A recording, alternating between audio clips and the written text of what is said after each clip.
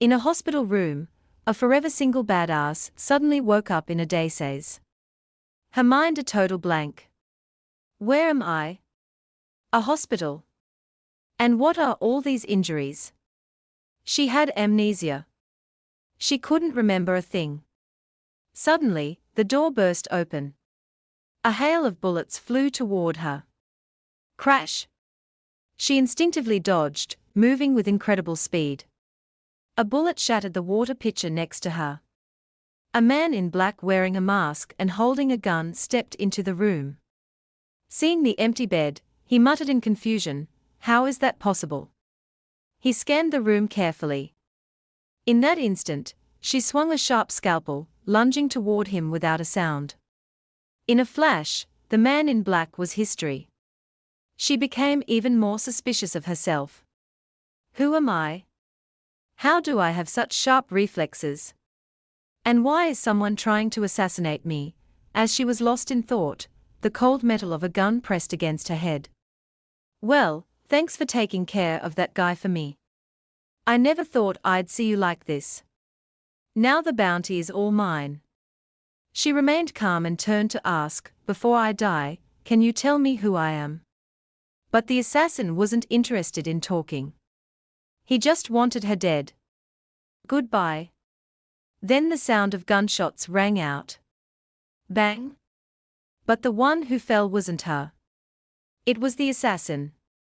She turned in shock to see a ridiculously handsome, cool-looking guy standing there. Letting a small fry like this get the drop on you looks like you were seriously injured this time. The girl just stared blankly. Other than registering that he was hot, she had no idea who he was. The handsome, well-built man just chuckled. "You forgot me that quickly. I'm your husband." At that, she took a good long look at him.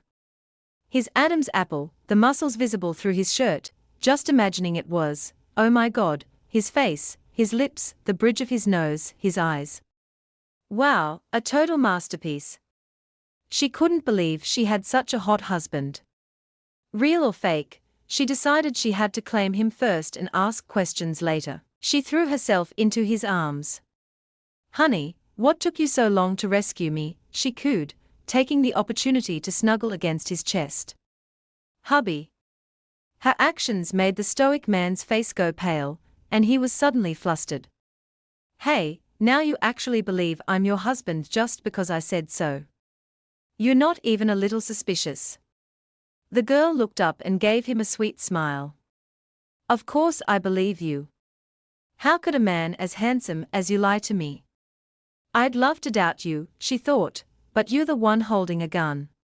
Then she clutched her chest in pain. "Ouch, it hurts. The fight must have reopened my wound. Please, you have to save me. My body's at its limit," she thought. Real husband or not, I have to bet on him. With that, she passed out. Luckily, the man caught her just in time. Before she lost consciousness, she murmured, "Hubby, I'll be good and listen to you." Complex feelings stirred in the man's heart. "You'll really be good." He remembered the last time he'd seen her on a dark and stormy night. He had tried to stop her, but she was resolute. "Why should I listen to you? Get out of my way or don't blame me for what happens next."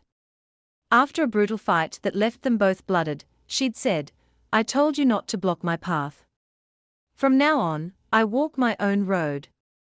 He lay in a puddle of rain mixed with blood and said, his heart aching, "Fine. From now on, we owe each other nothing." Now, looking at her unconscious in the hospital bed, he still couldn't believe it. "You said you'd listen to me, but that just causes more trouble for me because only the dead are truly obedient." As he finished the thought, he fired a shot.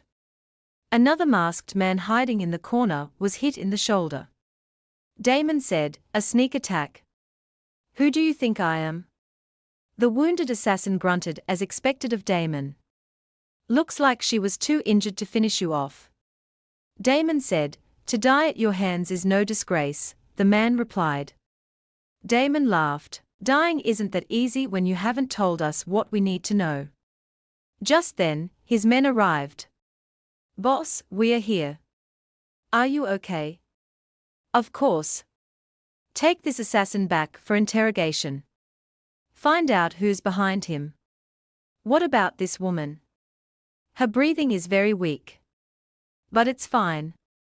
As long as she's still breathing, she'll." Before the subordinate could finish, Damon cut him off. "Wait, she's still useful. But she hurt our brothers. She killed Dante." "Boss?" Damon's eyes turned ice cold. "I said she's still useful." Another man stepped forward.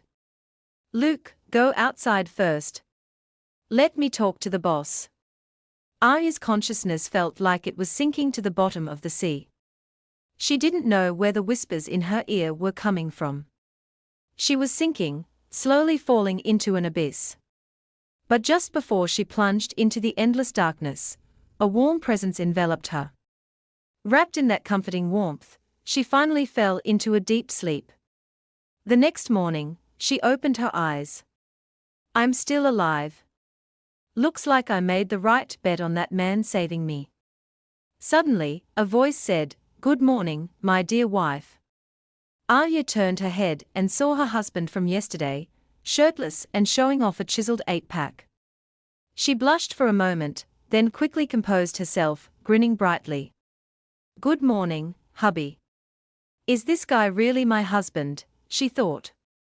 "He's way too handsome." As she was thinking, Damon leaned in close, his voice a low whisper. "Have you remembered anything?" "I don't remember a thing, not even my own name, let alone you." "Your name is Arya," he said, his face just inches from hers. "You are my wife. I am Damien, your husband." The proximity was overwhelming, he continued. "You were badly injured, yet you could still take down that assassin. A formidable woman like you wouldn't look down on this ordinary husband of yours, would you?" "No, I wouldn't." "Then sit up and have something to eat. I'll call a doctor later to check on your amnesia." Suddenly, she cried out in pain. Damon's face filled with concern. "What's wrong?" "The fight last night. I think my wound opened up. Hurts so much." "Let me see. Aren't you calling a doctor?" "It'll take too long for a doctor to get here. I can handle a wound like this." With that, Damon gently began to untie her hospital gown, his deep voice mesmerizing her. "Don't worry, we're husband and wife. I know every inch of your body like the back of my hand. Even the tattoo on your back. I was the one who inked it for you. This isn't our first time, so just relax." Suddenly, he kissed the sensitive skin of her neck. His touch both rough and urgent. "I can't promise I'll be gentle, but I promise I won't hurt you." His treatment made Arya gasp. "That hurts. You liar. You said it wouldn't hurt, and you said it was the first time." Damon suddenly licked the shell of her ear. "Not the first time. Have you remembered something?" he asked, tilting his head to look at her blushing face. Her mind instantly cleared. "I don't remember anything. But that doesn't mean I can't put some ointment on your 8-pack abs." "All right. You said you were applying medicine. What's taking so long?" "A man can't be rushed," he replied. "Then I'm putting my clothes back on," she said. "Damn it. He saw my body," she thought. "My skin feels like it's on fire. Was he just testing my reaction? Trying to see if my wound was real? If so, I have to play along with his act. I know. Let me bandage you up. I'll check the wound on your head later," he said. After examining it, he added, "The cut on your head has scabbed over. Leaving it open will help it heal faster. Don't worry. Now, eat your breakfast. I'll call the doctor in a bit." Arya watched him, thinking, even though I don't remember anything, I have a feeling Damon doesn't mean me any harm. Still, I can't let my guard down. Soon after, they went out for breakfast. Eat up. You need nutrients to recover quickly. Arya was puzzled, but her movements were natural and graceful. Could he really be my husband? My utensils are plastic. Looks like it's not just Damien who's wary of me. His lackeys are too. In that case, I'll test him. With that thought, she stood up and reached toward Damien, making both him and his men tense up. But she did nothing, only touching his finger lightly. Right, as if a hot, cool husband would really love me like this. Time to test my acting skills, she thought. She sat back down and smiled. I just wanted to cut my bacon, but this plastic knife won't work. What should I do? Damien was still on edge. He stood up, walked over to her, and said, "That was careless of me. I should have cut it for you." Seeing his defensive posture, she realized he definitely wasn't her husband. In the worst-case scenario, he could be an enemy. But if he were just an enemy, she'd already be dead. So for now, she needed to figure out what he wanted from her. Suddenly, the sound of gunfire erupted. "Leo, call in the guys outside for backup," Damon ordered. His men immediately moved to protect him. "Protect the boss." Damien shielded her, saying, "Don't be afraid. As long as I'm here, no one can hurt you." Damien's men are fighting them off, Arya thought. All I have to do is grab this knife, stab him, and use the chaos to escape. But just then, the chaotic gunfire shattered a nearby window, sending glass flying everywhere. Damon quickly pulled her into an embrace, shielding her with his own body. When Arya saw his back was covered in blood, she cried out in concern, "Damn, you're bleeding." "It's nothing, just a scratch." Arya was confused again. "Why would you protect me without a second thought for your own safety? Are you really in love with me?" Outside, a girl with pink hair stood on a tall tree, laughing at the chaos below. "I know you're in there. Get your ass out here," she yelled, firing her gun wildly. "Arya, come on out." The two of them were hiding behind a door. Hearing the shots, Arya realized the sound of the bullets was different. "These are rubber bullets." So, this was another one of Damien's tests, which is why he protected me. It's all an act. Good thing I didn't make a move, or I would have fallen right into his trap. After a while, the attacker's leader said, second in command, "It's time for us to retreat." The pink-haired girl gritted her teeth. "Just a little longer. We can't. Damon's men are coming out, and they've got real guns. We can't win." With no other choice, they retreated to their base. "Son in command, why did we risk all that for this?" one of them asked, panting. "Are you kidding me? It was for the boss. Obviously, she's trapped in Damien's house.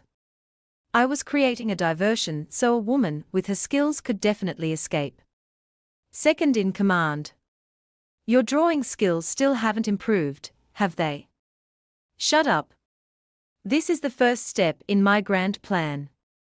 If you guys hadn't been so late, the boss would have escaped long ago." Yes. We made such a big scene and the boss still didn't get out. You don't think she's dead in Damien's house, do you?" "Shut your damn mouth. Don't be such a jinx. With her skills, none of that would have touched her. That woman won't die that easily." The pink-haired girl, whose name was Zoe, remembered the time Arya had saved her. "Are all the men who bullied you here?"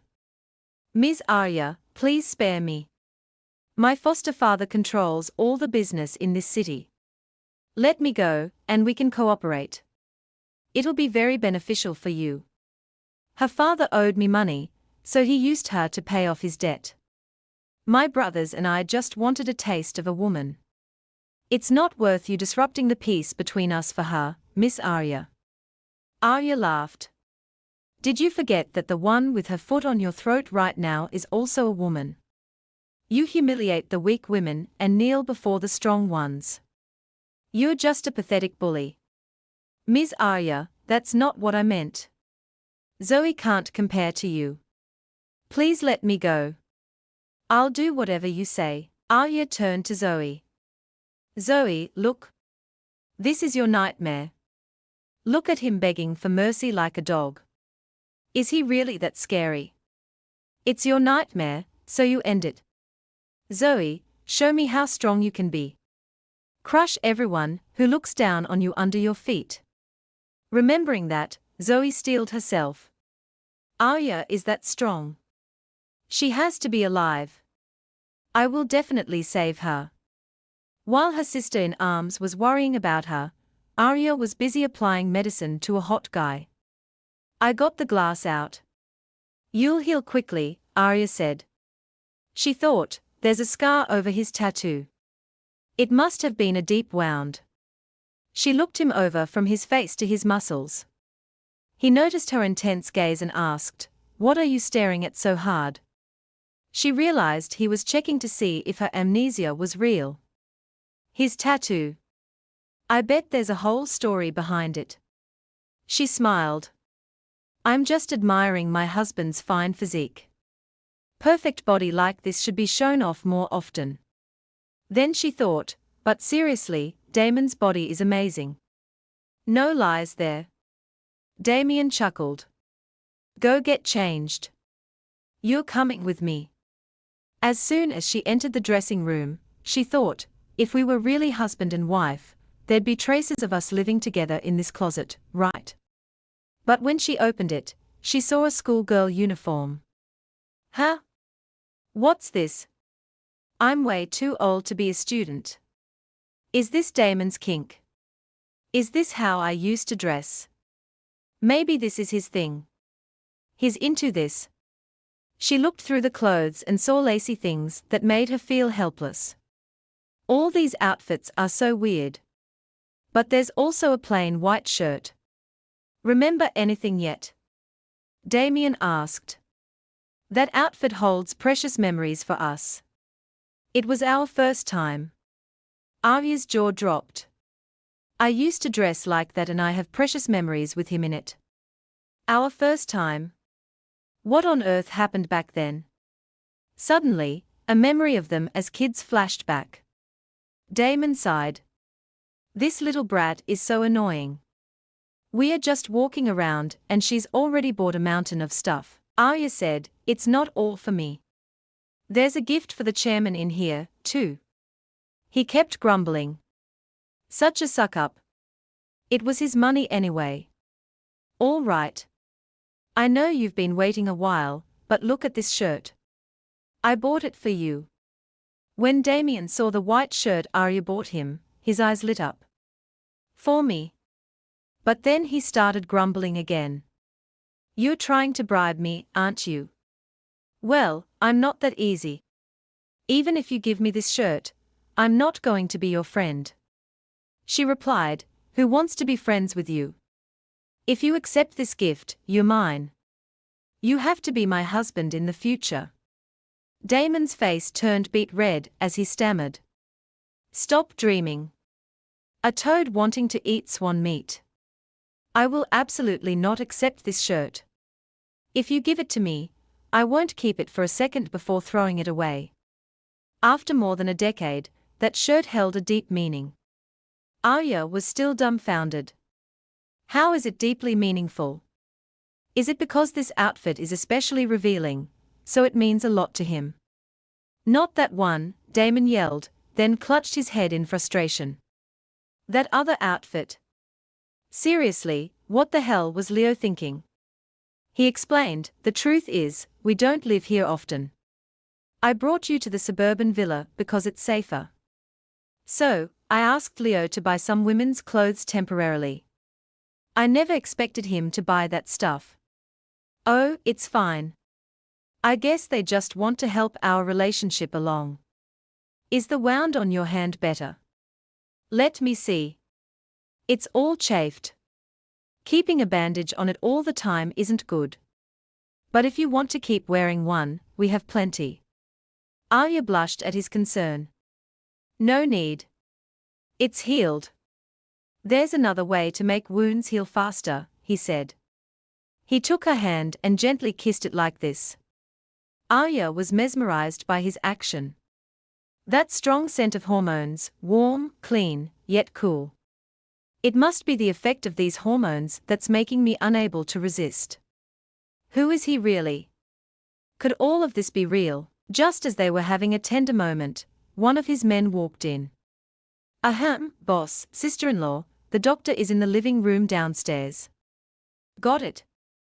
We'll be right down. Downstairs, Damon immediately asked the doctor, "How is my wife's condition?" The doctor said based on the scans, the physical trauma has led to some nerve damage in the brain and amnesia, but it's not too severe. The patient should regain her memory on her own in about 6 months to a year or 2. Recovering my memory will take longer than I thought, Ariest. If it takes 1 or 2 years, is it dangerous for me to keep living here? I need to figure out Damon's true identity and purpose as soon as possible. Thank you, doctor. Let me see you out. No need, Mr. Damien. You're too kind. Arya was still lost in thought. Why does Damien look so unhappy? They were handing each other an unlabeled medicine bottle. As soon as he came back in, she asked, "Did the doctor have any instructions?" "No, he just gave me this bottle of medicine. It's supposed to nourish the brain nerves and help you recover your memory. Take one now. Be good. Time for your medicine." Arya was instantly wary. There's not even a label on this thing. Who in their right mind would take this? She forced a smile. "What's this medicine for, hubby? If it's a supplement, why isn't there a label? And another thing," he began, looking at her and scoffing. "Another thing? What?" He leaned in close. "You finally remembered it's poison, didn't you?" Hearing that, Arya's face went pale with shock. He laughed. "Just kidding. I'm your husband. How could I possibly harm you?" Arya grew even more confused. If he wanted to kill me, he would have done it already, not waited this long. Unless he wants to turn me into an idiot. Damn it, my head hurts. I can't remember anything from before. No matter what, there's definitely something wrong with him. But for now, I'll just have to find another chance to test him. Not feeling well? Let me take you to rest, he said. Up in the room, he placed the medicine on the table and said, "Remember to take your medicine." Arya stared at the bottle deep in thought. He's reminding me to take the medicine again. Looks like there's a problem with this stuff. What's wrong? Don't want to take it, or do you want? He said, popping a pill into his own mouth and then pressing his lips to hers. Do you want me to feed it to you like this? She turned her face away. I don't want it. Her words reminded him of her strong-willed past self. She had once said the same thing to him just as coldly. I don't need your help. With no other choice, he grabbed her hands and forced the medicine into her mouth with a kiss. You're crazy. Let go of me. Damien ignored her, his hands exploring her body, making her squirm uncomfortably. Don't you dare touch that spot, she yelled. At that, he froze. Right? You have a wound there. Does it still hurt? Ah, sorry. I just remembered some unpleasant things and lost control. Get some rest. I'll call you for dinner later. Arya lay in bed, her mind racing. She touched her lips, remembering Damon's expression just now. He was that worked up, but he still managed to hold back and worry about my wound. What on earth happened between us? Outside the room, Damon got a call from Leo. Is there a problem with the medicine? Ah, no problem at all, boss. Is that so? Then why is Arya still suspicious? Boss X wants to meet with us. I told them Arya is in our hands. Good. Well done. At another gang's headquarters. Not only is Arya not dead, but the assassin we sent was captured by Damien. Before he could finish, his boss slapped him across the face. My apologies. I've already arranged for an inside man to sneak into Damon's villa. He'll kill that bitch when he gets the chance. Please give me one more opportunity. Then do it cleanly. After that, frame Damien for it. Those scumbags at the Phoenix Syndicate will definitely seek revenge on him. Then we can just sit back and reap the rewards. Understood. Back at the villa, Arya was growing more and more restless. I've been here for over a week, and my wounds are starting to heal. Today, Damien went to the syndicate to handle some business, leaving me cooped up in this villa. It's so suffocating. 4 bodyguards stood behind her, their gazes heavy as mountains. The moment she stood up, all 4 of them broke out in a cold sweat, instantly pointing their guns at her face. I'm just going to the bathroom. No need to be so jumpy. This is exhausting, she thought. I feel a hint of murderous intent in this awkward atmosphere. Or am I just being paranoid? I need to find a way to build a relationship with these guys. Just then, a guard approached with a knife, startling her. That's the knife that, sister-in-law, you're back from the bathroom. Now, let me show you my skills. She screamed in panic. But the guard simply picked up an apple and began skillfully peeling it. Ha ha. What do you think, sister-in-law? This is my unique apple peeling knife dance. I can peel 3 apples at once. Oh, thank you. Are there any more apples? I want to try my hand at it, too. Of course. Soon, the table was filled with beautifully cut apple slices. Come on, everyone. Help yourselves. Wow, sister-in-law's knife skills are amazing. Seeing them so happy, she thought, ha ha, looks like this was a success. A guard handed her a drink. Sister-in-law, I added some hibiscus to this iced tea. It's very good for you. Please have some. She thanked him. However, as she was about to drink, she realized there was something wrong with the tea. It's a hot day. I'll drink it later, she said, thinking. I don't know if the person who made this tea is the problem or if someone added something to it, but it definitely wasn't Damien's order. He wouldn't need to use such a complicated method. Even for cutting fruit, he gave me a plastic knife. So, I can confirm that someone else in this room wants to harm me, and this person seems to be very afraid of me. They don't dare to confront me directly. In that case, I'll patiently play this cat and mouse game. At the Phoenix Syndicate headquarters, Zoe was looking at information on a young man named Leo, the vice president of the Azure Dragon Syndicate and CEO of Damien's real estate group. He was loyal and dedicated to Damien, a righteous and kind man who was good at executing orders but lacked strategic thinking. Zoe smiled. This young man is much easier on the eyes than Damien. Her subordinate said, Damien is cunning and cautious. Maybe we should start with this Leo guy, perhaps with a honey trap. So, who do you think is suitable for that role? I'd do anything for the boss, but this guy isn't my type.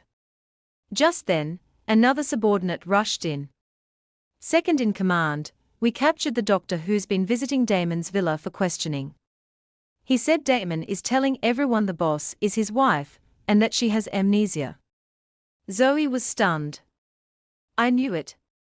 That big-tailed wolf Damien has always been after the boss's body. I bet he's already had his way with her. The subordinate continued. The doctor said the boss is as meek as a little white rabbit. Could it be that Damien is training her in a different way? Zoe's imagination ran wild, and the more she thought about it, the angrier she got. How could their strong, powerful boss suffer such humiliation? Absolutely not. No matter the cost, she had to rescue the boss from that place immediately. Back at the villa, Arya sat staring at the glass of tea. I've waited until the tea is cold, and the person who drugged it still hasn't made a move. A guard said, "Sister-in-law, you don't like this tea." Priya immediately thought this was the guy who drugged it. But then he picked up the glass. "I treasure every one of these tea leaves. Can't let it go to waste. I'll drink it first as a courtesy." Seeing him about to drink, Arya quickly slapped his hand, sending the glass shattering to the floor. Oh my God, there was a mosquito. Oh, what a waste. Well, we can drink some other time. Don't worry, the mosquito is dead. I'm going back to my room. The guard rubbed his face, muttering, "I think I saw something in the reflection just now." Arya didn't care and went upstairs. He brought me the tea, but he wasn't the one who drugged it because he was really going to drink it. The poisoner is very careful and won't easily reveal themselves. I'll just have to wait for them to make their next move and catch them then. But as she turned around, someone was already pointing a gun at her head. She saw the decisive movement, and her heart skipped a beat. Is he going to pull the trigger? Meanwhile, Damon had finished his business meeting. "Are you free tonight, Mr. Damien? Come over to my place for a drink. We've got some new girls at the club recently." "Not free. I have something to do tonight." The client, Mr. Liao, gave him a knowing smile. "Don't tell me you're hiding a beauty at home so eager to play the groom every night." Damien ignored him and answered his phone. Whatever he heard on the other end made him look shocked and panicked. He quickly stood up. "My apologies, Mr. Liao. Something urgent came up. I have to go." "No problem. Take care of your business." Hey Damien. The party I prepared for you has only just served the appetizer. By the time you get home, you'll find that your little canary has already been poisoned." Damon rushed back to the villa. "Where's Arya?" He flew up the stairs, threw open the door, and called out, "Arya." But he stopped short, seeing her munching on a bag of chips. "What are you doing?" "Eating chips." "What's wrong?" "Disappointed I'm not hurt." Damon finally let out a sigh of relief. "No. Come on, sit down, baby," she said. "And I'll tell you all about it." Back with Leo, he was talking to his men. "We need to be extra vigilant lately. Arya was targeted in a shootout, and we have a mole among us. Don't worry, with you here, who would dare?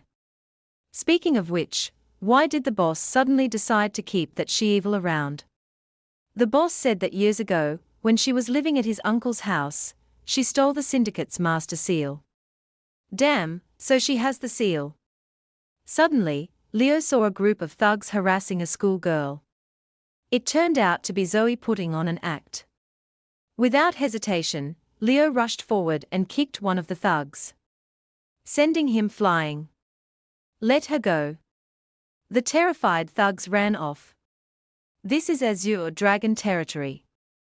Not a place for you to act high and mighty." "Miss, are you all right?" "Sab, thank you. Please, can you take me home?" Back in Arya's room, she was telling Damon the story. "The gun barrel was just inches from my face, but I wasn't scared. He, on the other hand, was terrified of me, so he hesitated to pull the trigger, which gave me a half-second opportunity. Not only was I not scared, I was a little excited. It was instinct, like a bloodthirsty predator. I kicked him right in the face, sending him flying. I chased after him like crazy, and he had to throw a smoke bomb to get away. It's a shame the smoke let him escape, so I couldn't catch him." Damon listened, his expression thoughtful. "Why are you looking at me like that?" she asked. He rested his chin on his hand and smiled. "So, you let him get away without even seeing his face?" "Of course, I didn't have time." "What a pity. It seems there are a few rats hiding in this house of mine, going in the dark and causing trouble. But since you're all right, get some rest. I'll handle the rest." Wait, you're leaving? What's wrong? I almost got shot to death, and you're not going to comfort me. He turned back, raising an eyebrow. He stepped closer, his hand touching her face, caressing her lips. I didn't think you needed comforting. Like you said, you have the fiery instinct of a wild beast that craves to be bathed in fire. That's what the real Arya needs. Don't say that. Why would I need those things? He pushed her onto the bed. Another familiar scene. You seem to enjoy this little trick. Get off me. And if I don't, then I'll kick you where it hurts. She paused. Wait, why did I just say that? Damien quickly stood up. See, I told you don't need comforting. After night fell, while Arya was sound asleep, the door creaked open. Damien slowly walked in, holding a knife, and approached her. Are you really asleep? Are you putting on an act for me, or is it real? It would be nice if you could stay like this forever. He didn't hesitate, bringing the knife down toward her, but he stopped just inches from her neck. So, you really are asleep. He went out, closing the door. Sleep well, my wife. After he left, Arya trembled, clutching the sheets and letting out a shaky breath. Was he just about to kill me? No, it felt more like he has some deep obsessive grudge against me. Meanwhile, Leo had somehow ended up taking Zoe home.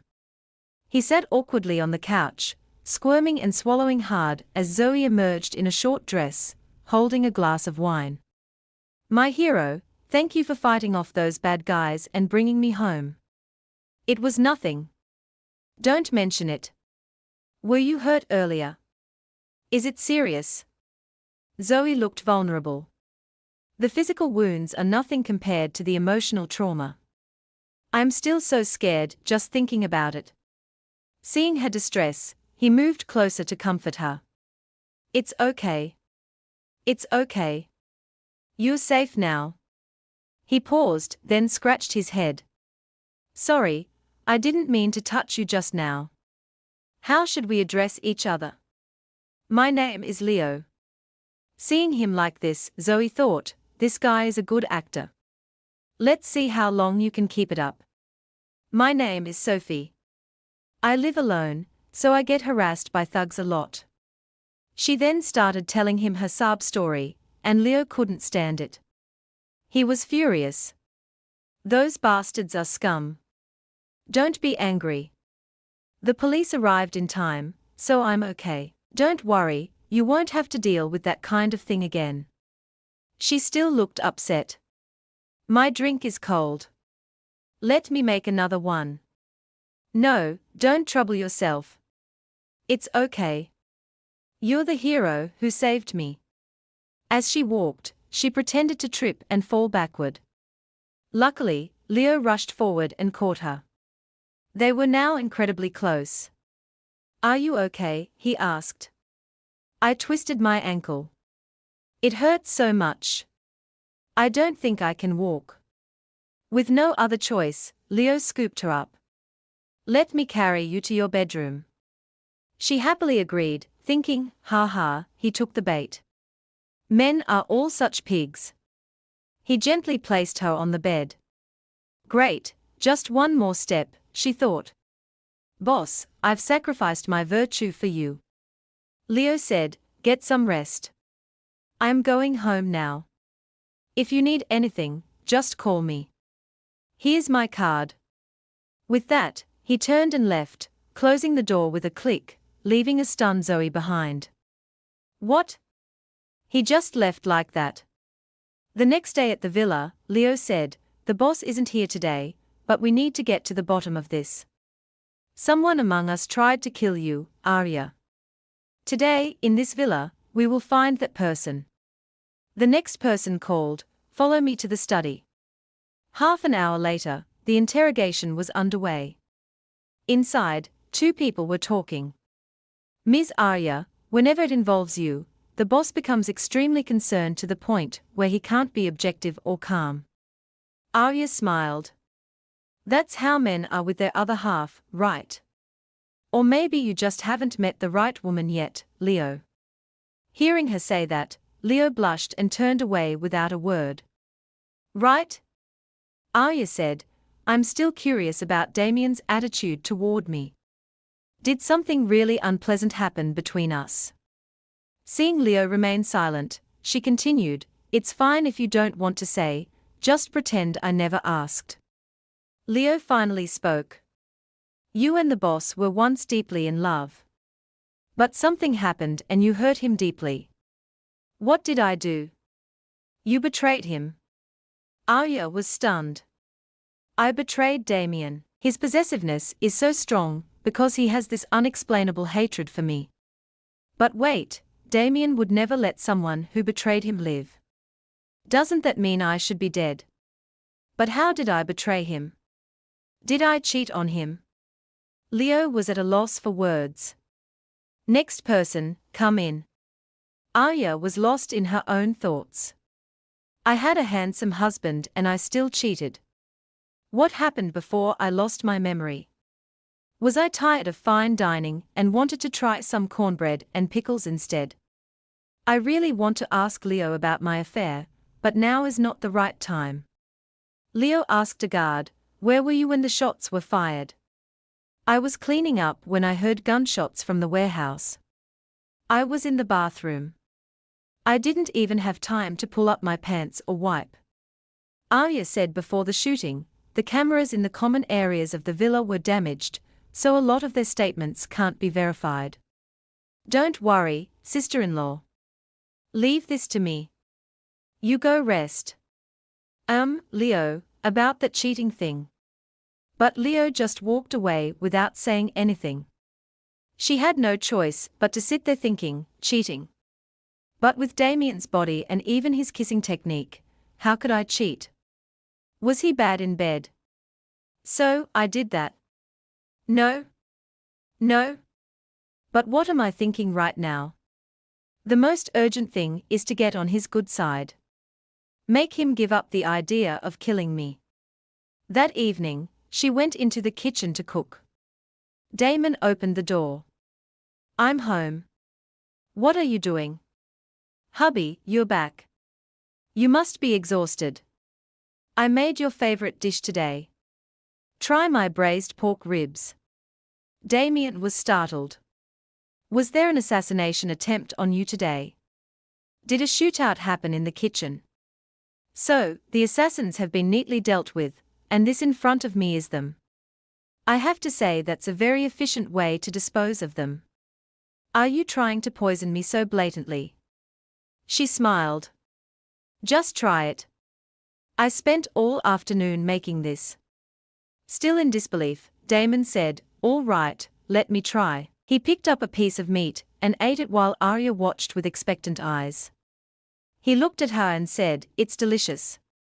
No, yes, really. He leaned in closer. Make it for me again next time. Okay, you go rest. I have some business to attend to. I'll be back later. After he left, she tasted the food she had cooked. It was speechless lie bad. How could it be this terrible? What on earth did I do to betray him that he's still so tolerant of me? Damien went to another room, pushed aside a large painting, and entered a basement. He still won't talk. No, he'd rather die than reveal who hired him to assassinate Arya in the hospital. This assassin has some professional ethics. Seeing the man beaten and bloody, but still defiant, Damon clicked his tongue. Assassins from the Shadow League don't belong to any syndicate. Don't tell me you're naive enough to think that if you keep your mouth shut, your employer will let you go. To your employer now, you're more of a liability than an asset. If I hadn't hidden you here, he probably would have killed you long ago. I'll give you one day to think about it. Leo, let's go. As soon as they closed the door, another man crept in. He held a knife and laughed menacingly. So, this is where they hid you. I've been looking for you for ages. Don't blame me. I'm just helping the employer tie up loose ends. He raised the knife to strike, but as he stabbed, he realized it was a dummy. He pulled it in horror. Damon switched on the lights. Aha! You fell for it. Too bad. The real assassin has already been moved to a safe place. Henry, when you saw Arya in the hospital, your first reaction was to kill her. So, it was you. Now, tell me who's pulling the strings, and I might just spare your life. After some intense interrogation, they learned that Bruno, the leader of the Kirin cartel, was behind the whole thing. The Kirin cartel and the Phoenix Syndicate are equal in power. Offending the Phoenix Syndicate would do him more harm than good. Could it be the chairman of the General Syndicate? Damien motioned for silence. Leo asked, Boss, you're just letting that traitor go. Won't that cause problems? I will not spare those who betray me, and that includes Bruno. Make it clear, betrayal is our ultimate taboo. Even if he gets his money, he might not live to spend it.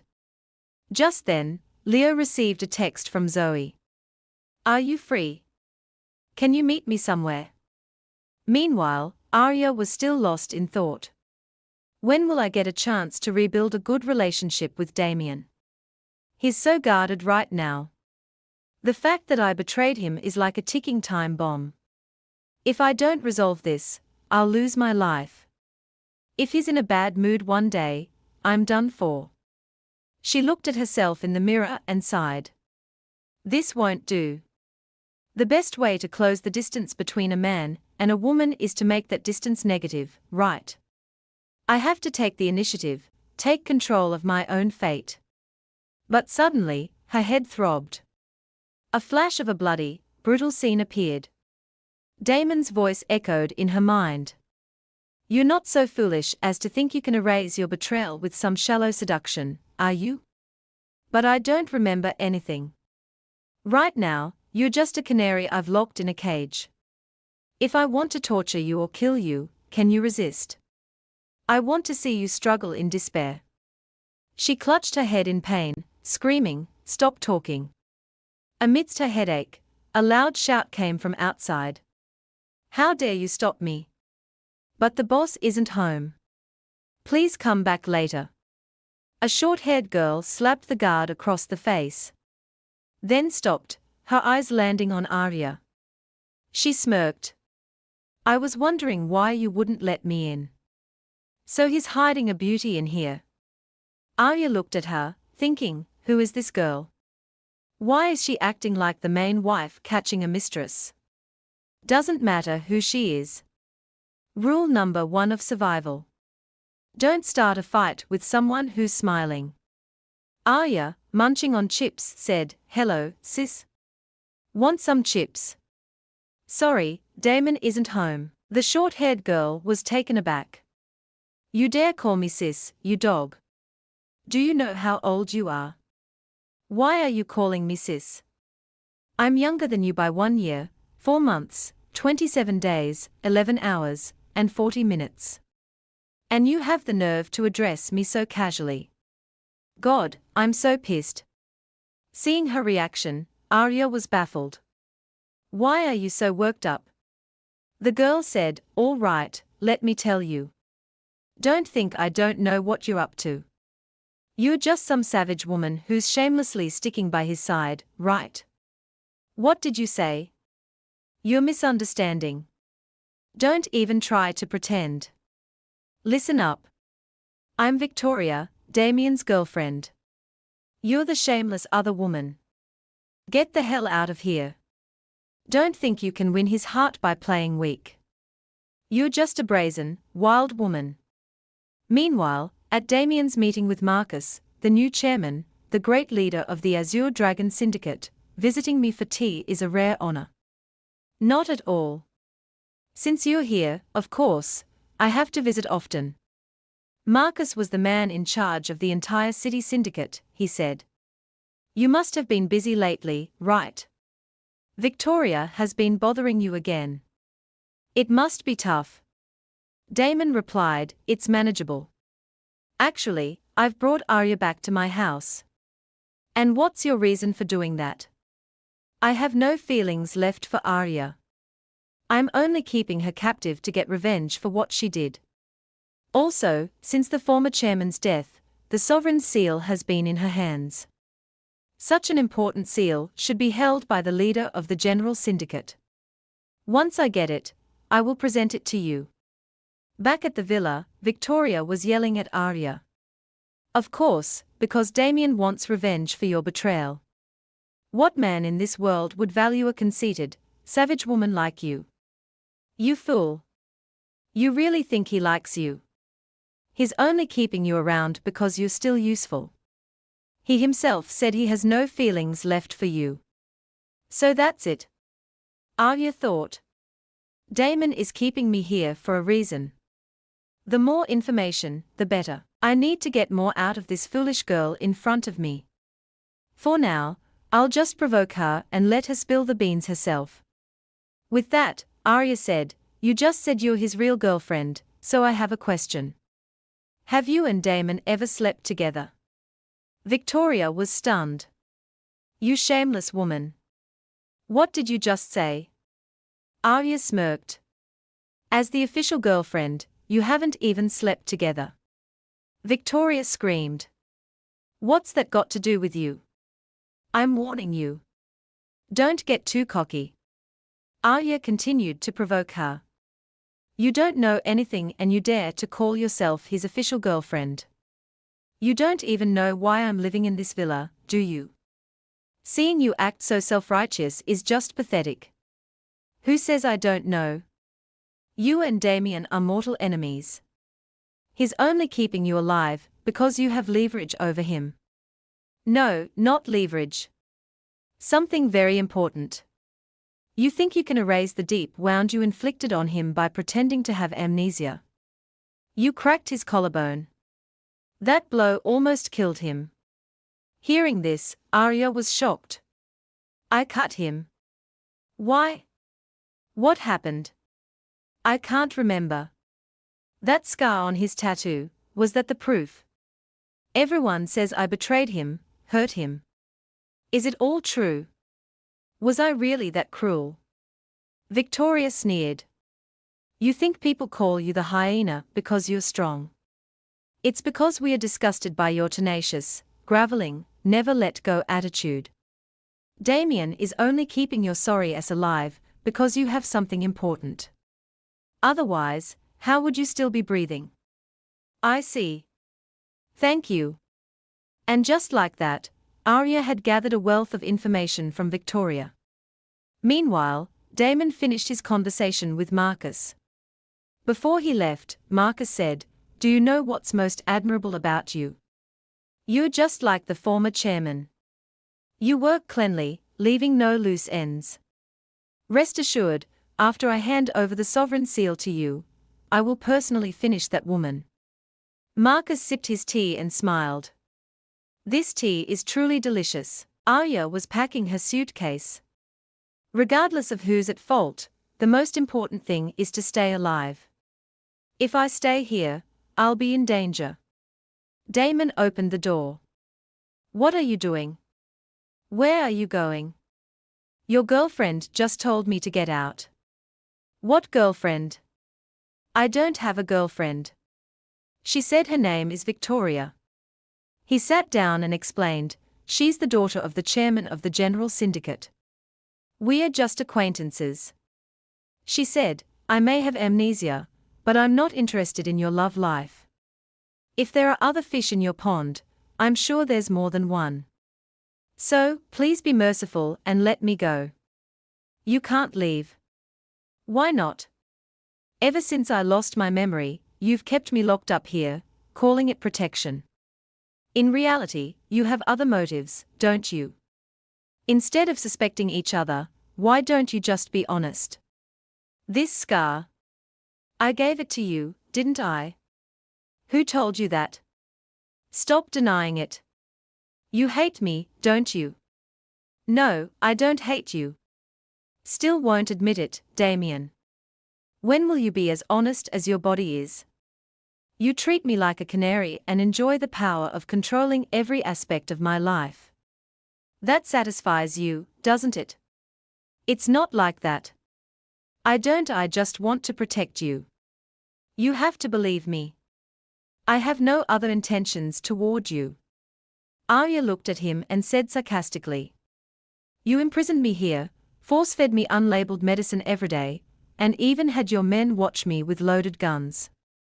If you were me, what would you think? So, what do you want? I want you to let me go. Damien looked at her thoughtfully. Then said, although I've temporarily eliminated the biggest threat to you, I don't know if anyone else wants to harm you. It's not safe out there right now. Hearing him say that, Arya fell silent. But if I stay here, I still have to take that unknown medicine. And the fact that I stabbed Damien is a ticking time bomb between us. If I just take his word for it and stay here, it's very dangerous. I need to find other people to verify my identity. Going outside might be dangerous, but if I continue to be trapped in this cage, controlled and used by Damien, I'll never remember my past. With that, she said, agree to it quickly, or she pulled his gun from his holster and pressed it to her forehead. I'll die right here and now. I mean it. Damien was frantic. Don't be rash. Put the gun down. Defeated, he finally agreed. But you have to promise me one thing. What condition? So, the wolf is finally showing his true colors. His real purpose is about to be revealed. He said, I hope you'll promise me that when you're out there, you'll protect yourself. I'll be at home waiting for you to come back. Hearing his sincere words, she still couldn't bring herself to believe him. Sorry. I have to break my promise. I'm not going back to that big, beautiful cage. Lately, I've been dreaming of a house. I have a feeling that if I go there again, I'll definitely remember something. In my dreams, the house is in the southern part of the city. I also took Damon's gun, so I should be fine. As she drove, she thought back to his words. He told me to protect myself and that he'd wait for me to come home. Was he being sincere? Suddenly, a huge truck barreled toward her car. A few seconds later, there was a loud explosion, and her car was sent flying, bursting into flames. Arya felt herself about to pass out. The guards outside the villa wouldn't know I drove off. Damien wouldn't use a move like this unless there's a mole in the villa. Just as the attackers were about to finish her off with their guns, another shot rang out. Bang!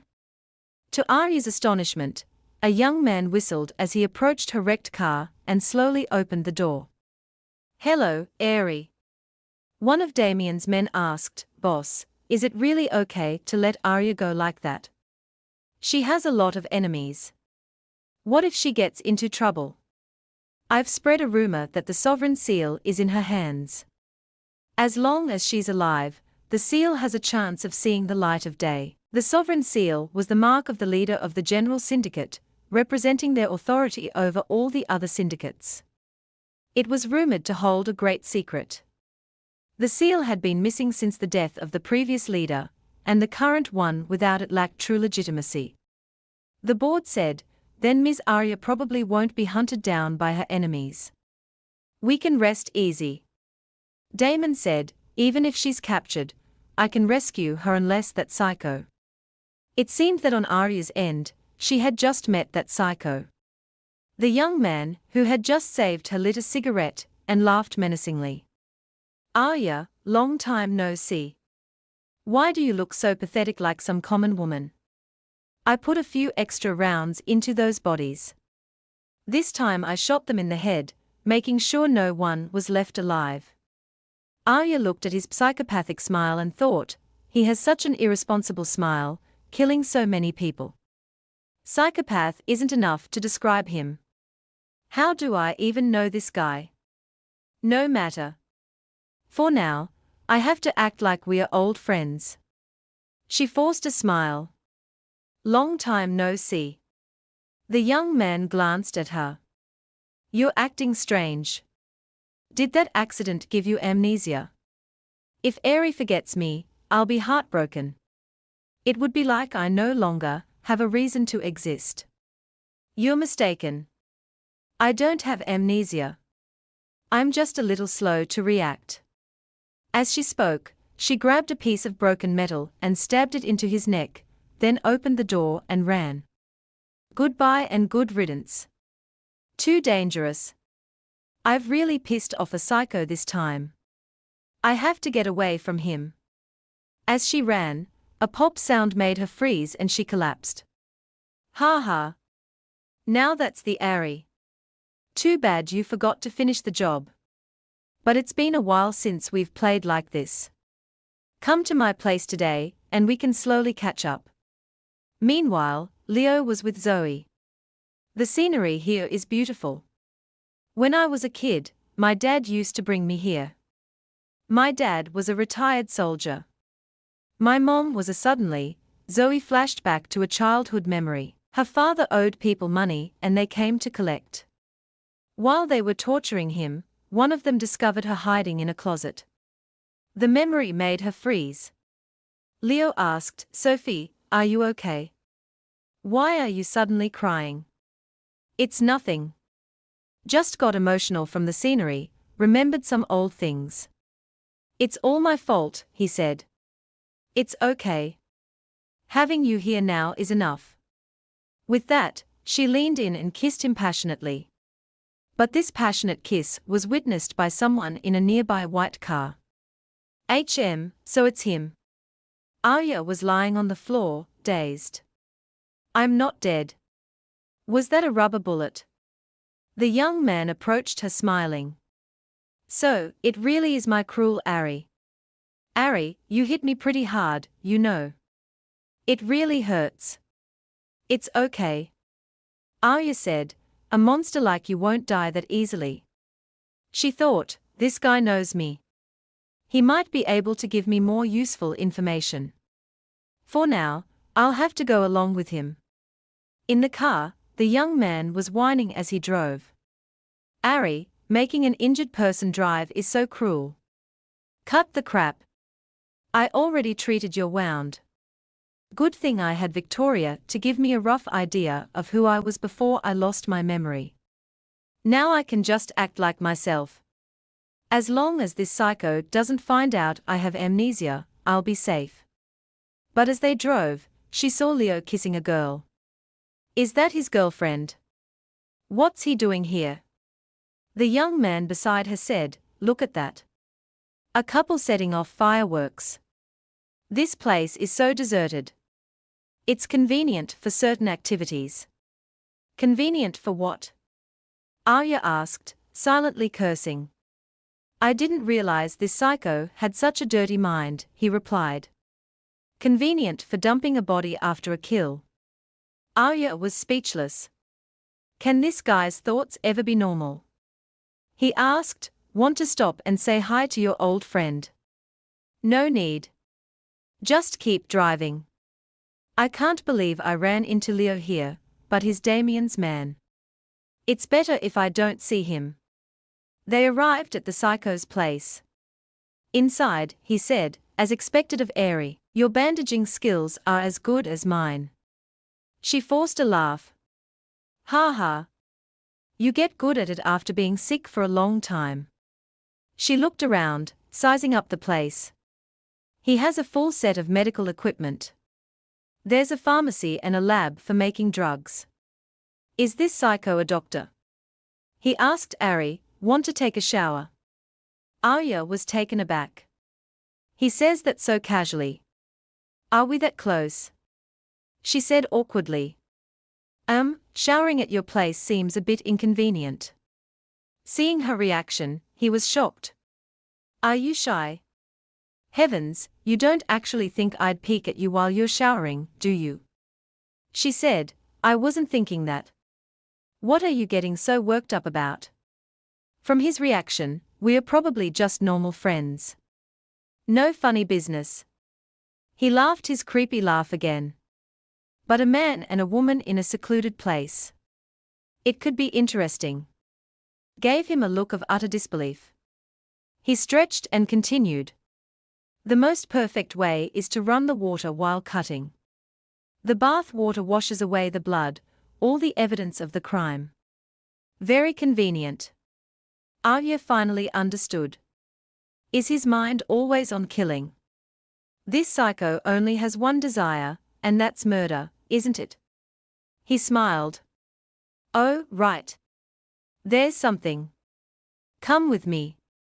The formula for this drug is a bit complicated, and the ingredients are hard to find. The counterfeit version will still take another week to make, so I can't deliver it on time. I'll give you a 10% discount.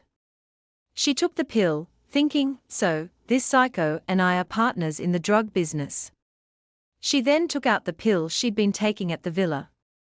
Help me find out the components of this medicine. He smiled.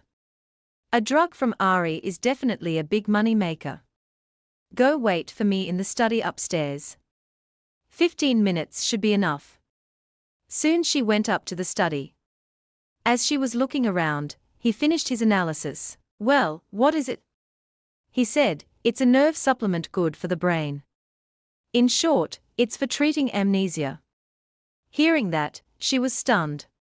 It's really a medicine for amnesia. So Damien wasn't trying to harm me. He continued, this drug is for a very niche group. Even counterfeiting it wouldn't be profitable. Who's taking this? Don't tell me it's you. Arya felt a pang of guilt, but she quickly covered it up. Of course not.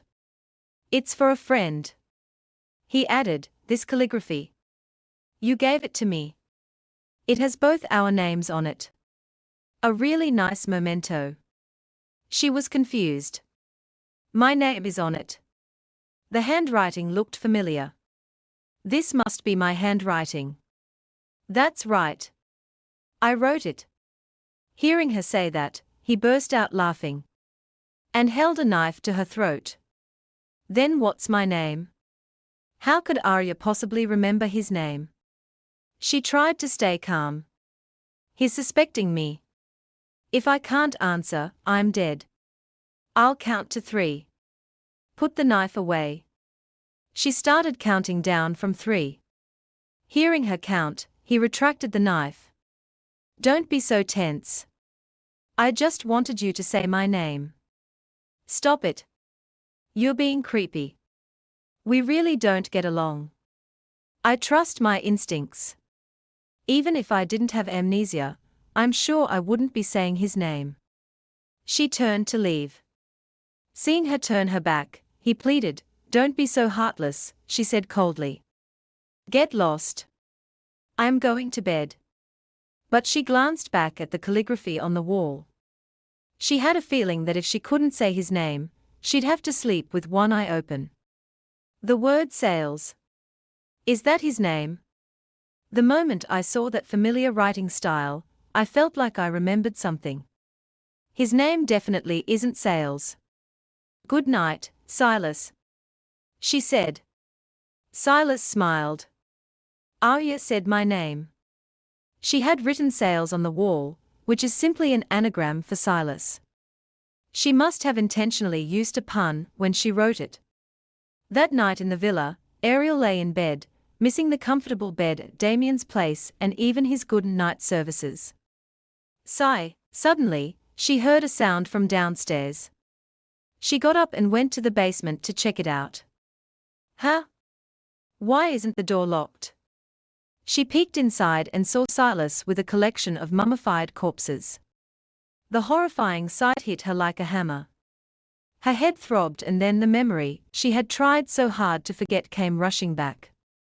When she was 8, her father left with another woman, leaving the place they called home.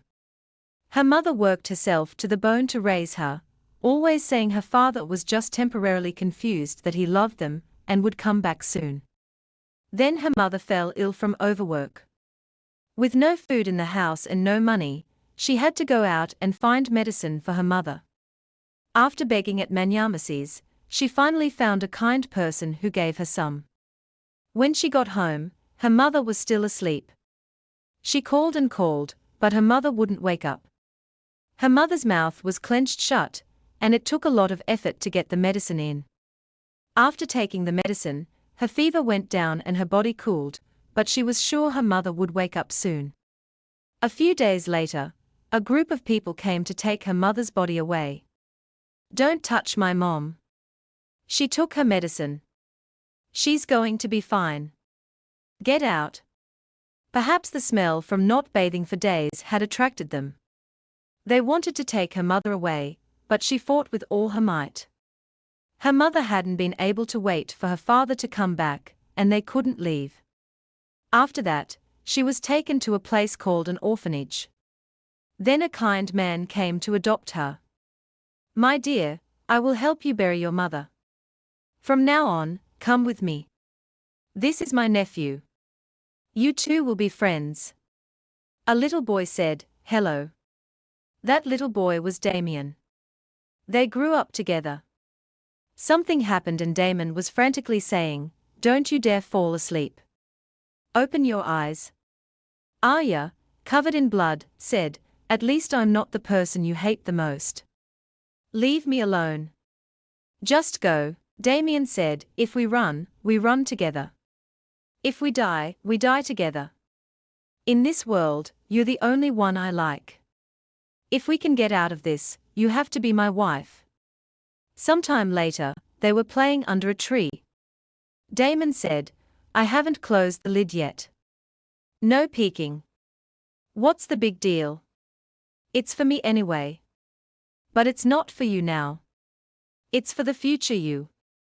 You can only see it in 10, no, 15 years.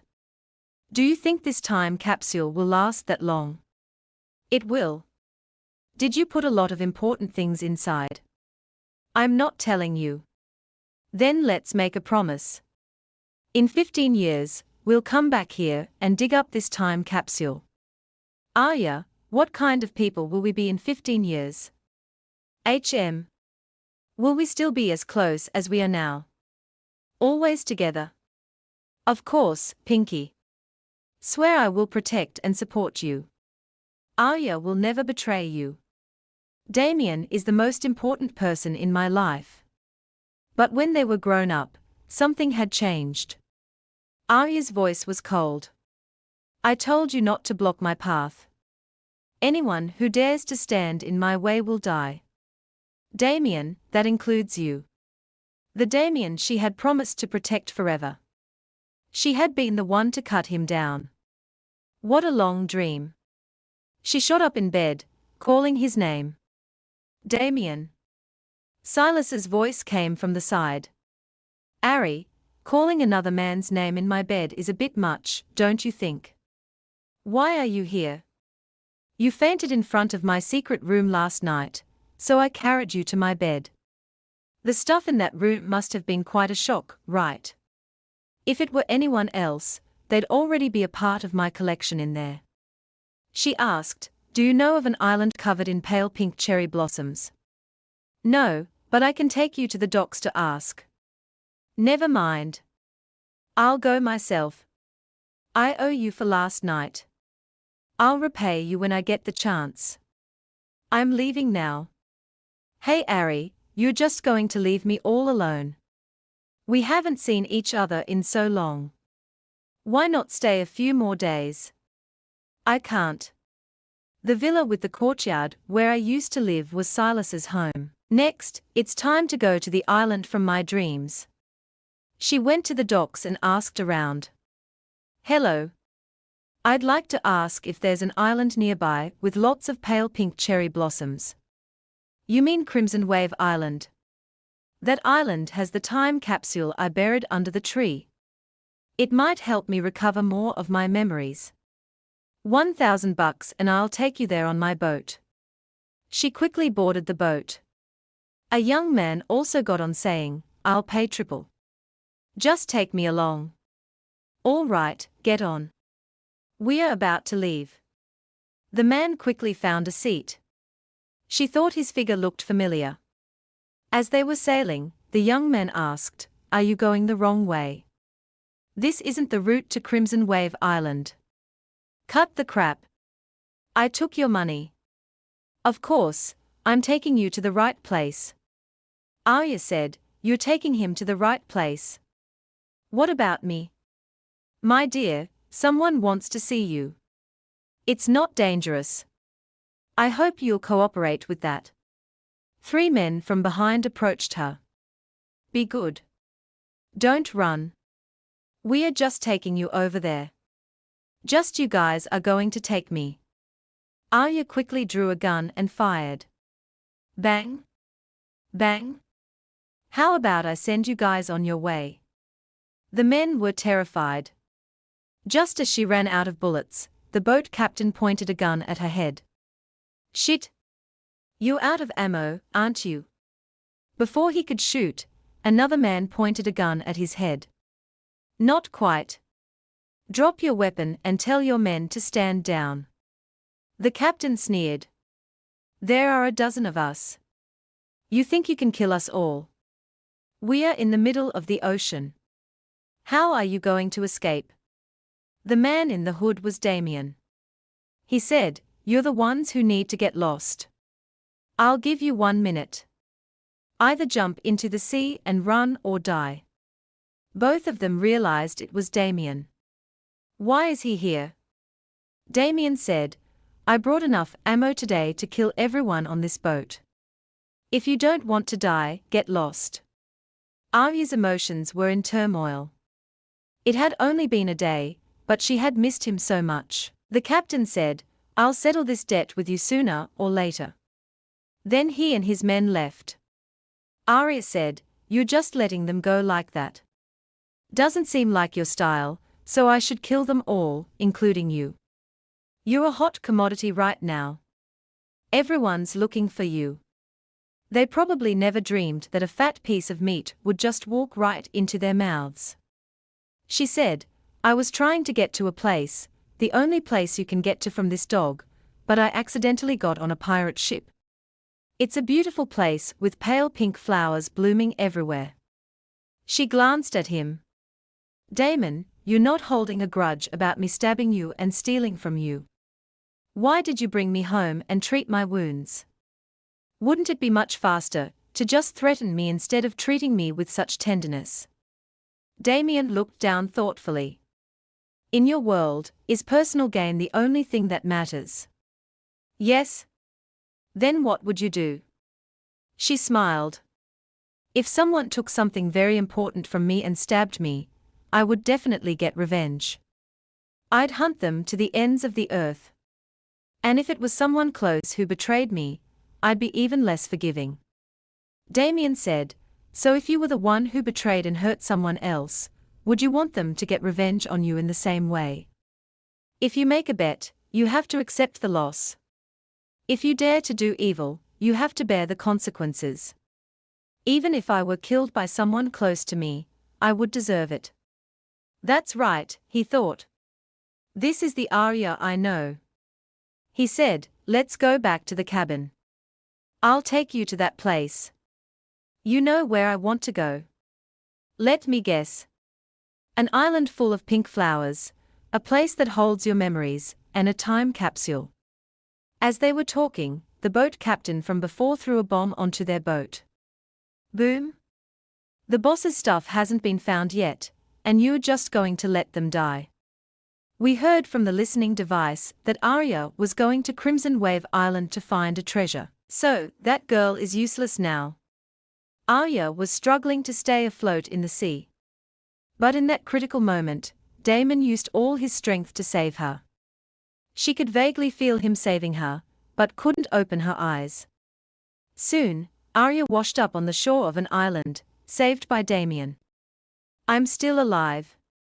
This looks like an island. But where's Damien? Is he dead? The thought made her curl up into a ball. He probably drowned trying to save me. He took such good care of me. Genuinely wanted me to regain my memory, and I still suspected him. If not for me, he wouldn't have been dragged into this. He clearly meant me no harm, but I was always suspicious.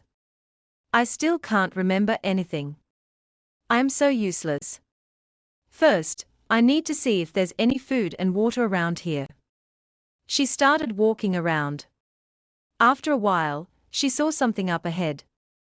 She squinted, her eyes widening. In front of her was a wooden house and the pink-flowered tree from her dreams. This was it. The thugs from earlier were plotting something. You guys all said the hyena was so scary, but today you saw it with your own eyes. I killed Arya myself. Yeah, she's just a clueless woman. How can she compare to the boss? Shut up. Let me call the boss. Huh? Why isn't he picking up? What's going on? I can't move. Then all his men clutched their stomachs in pain.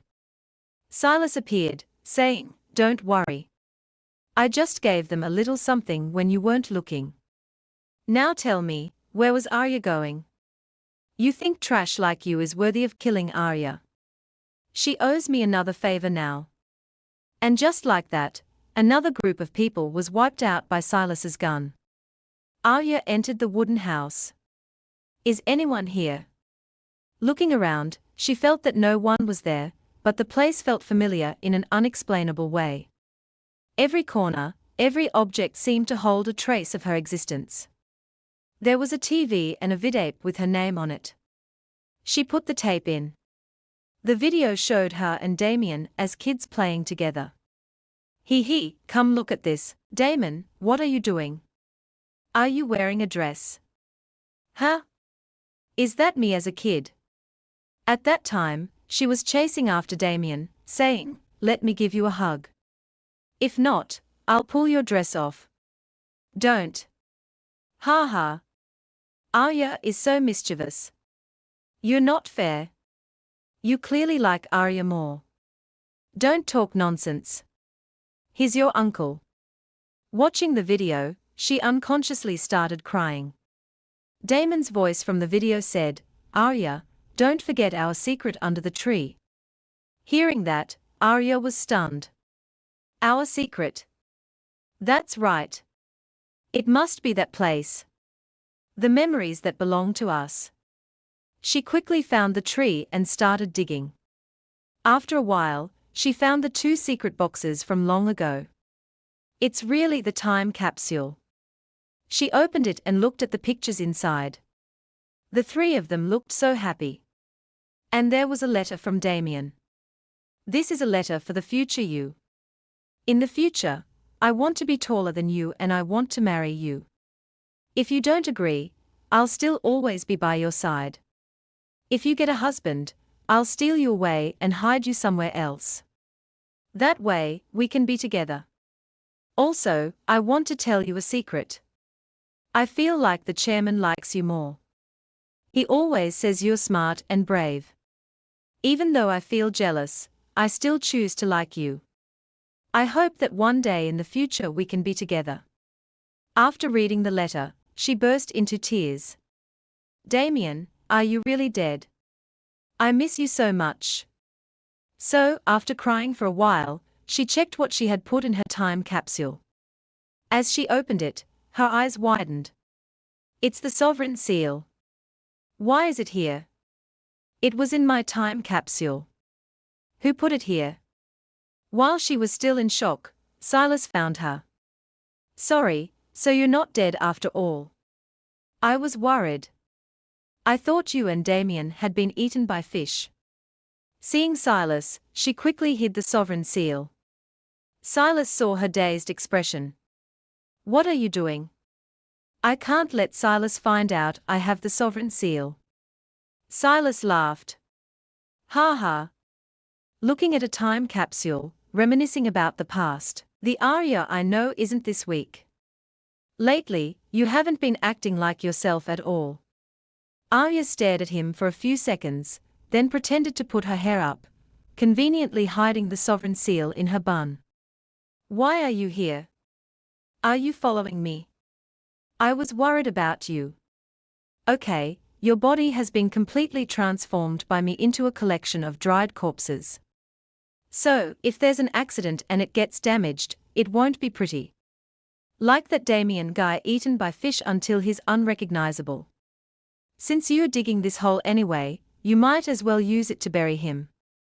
Ara's eyes sharpened. You saw Damien. So, what if I did? Where is he? Dead? His body is over there. It's an eyesore. Hurry up and bury him. Sure enough, in the distance, Damien was lying there, barely breathing. Soon Arya had brought him into the house to care for him. After a while, he groggy woke up and instinctively grabbed her hand. Who is it? Ah, it's me. Seeing her, he smiled. Arya, you saved me. Before she could react, he pulled her into a hug. That's great. You were worried about me. Why? You don't want me to die. She said, be careful of your wound. Just as they were having a moment, Silas walked in, hands on his hips, grumbling. Hey, get your hands off her or I'll throw you to the fish. You can try. As he spoke, he held on to Arya even tighter. Arya blushed at the direct contact with his skin. Damon said, if you have the guts, come and take her. Silas said, Ari, get out of the way. Arya yelled, that's enough. Both of you shut up. Silas, stop messing around. Silas put on a hurt expression. Ari, you're being mean to me for him. Does he mean more to you than I do? Arya said, that's not it. See, I'm very important to Ari. Did you hear that? Arya said helplessly. I didn't say that. Silas smiled. You probably know me, right? For the past year, Ari and I have been together. Before he could finish, Damien cut him off. Her most important partner. Anyone can be a partner, and can easily be replaced. Not to mention, you've only known each other for a year. As for us, Silas yelled. If you've known each other for so long, why did you break up? Damon said, but she was still willing to save me. Silas was furious. He continued, the one who saved you was me. The wound on your thigh is bandaged with my jacket. Damien was at a loss for words. Silas smiled. What? Disgusted. If you have the guts, take it off. Arya was tired of their childish bickering. But Damien was the same as when he was a kid. He said, well, she was the one who told you to save me. Silas said, you think just because you were saved, everything will be fine. Feeling hot, aren't you? Your wound is getting infected. There's no medicine here. If your fever doesn't break tonight, even if you don't die, you'll be burned into an idiot. Then Ari and I can bury you together. The men who wanted to kill Arya were plotting. Ara and Damien must have had backup, but they couldn't have gone far. Search the surrounding area. Bring more weapons and don't let them get back. The next morning, Silas yawned tiredly. This is so annoying. He helped Damien up, grumbling, I had to stay up all night taking care of you, and now you look so refreshed. I didn't ask you to take care of me. Silas yelled. Don't think I don't know you want to be alone with Arya. I advise you to be a little more polite. I'm not just your savior. You're also going to be leaving on my boat later. While they were arguing, Arya pointed to the other side. Silas, there's a fire over there. Is that your boat? It was.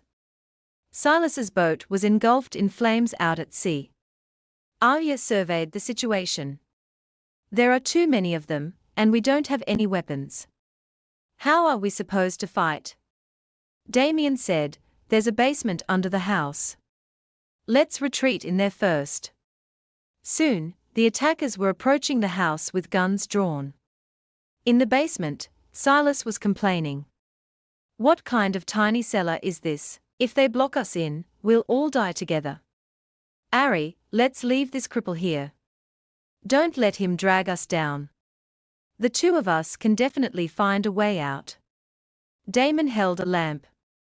If you want to live, don't drag Ari. Let's go. Hey, you two, slow down. As they passed a mechanism, Damon quickly pressed a spot on the wall, causing a partition to fall, blocking them off. After blocking Silas, Arya asked, confused. Did you just activate a mechanism? Yeah, Silas was getting on my nerves. It seems like he doesn't know you have amnesia, right? She said, I don't want anyone else to know. It's a weakness after all. Damon smiled. Anyone else? He bit her finger playfully. I definitely won't tell anyone else. Just then, the attackers broke into the secret basement. After them, don't let them escape. Oh no, they are catching up. Soon, there was a loud crash as the wall broke down. Damien quickly pulled her into an embrace, shielding her. Careful, the wall is collapsing. There's definitely someone in there. So, it's Damien. Haha, what a coincidence. Yeah, what a coincidence.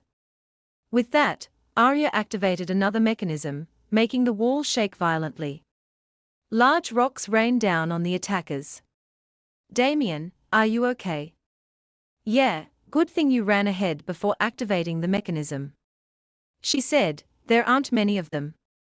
They must be the ones who were chasing Silas. Your wound is bleeding.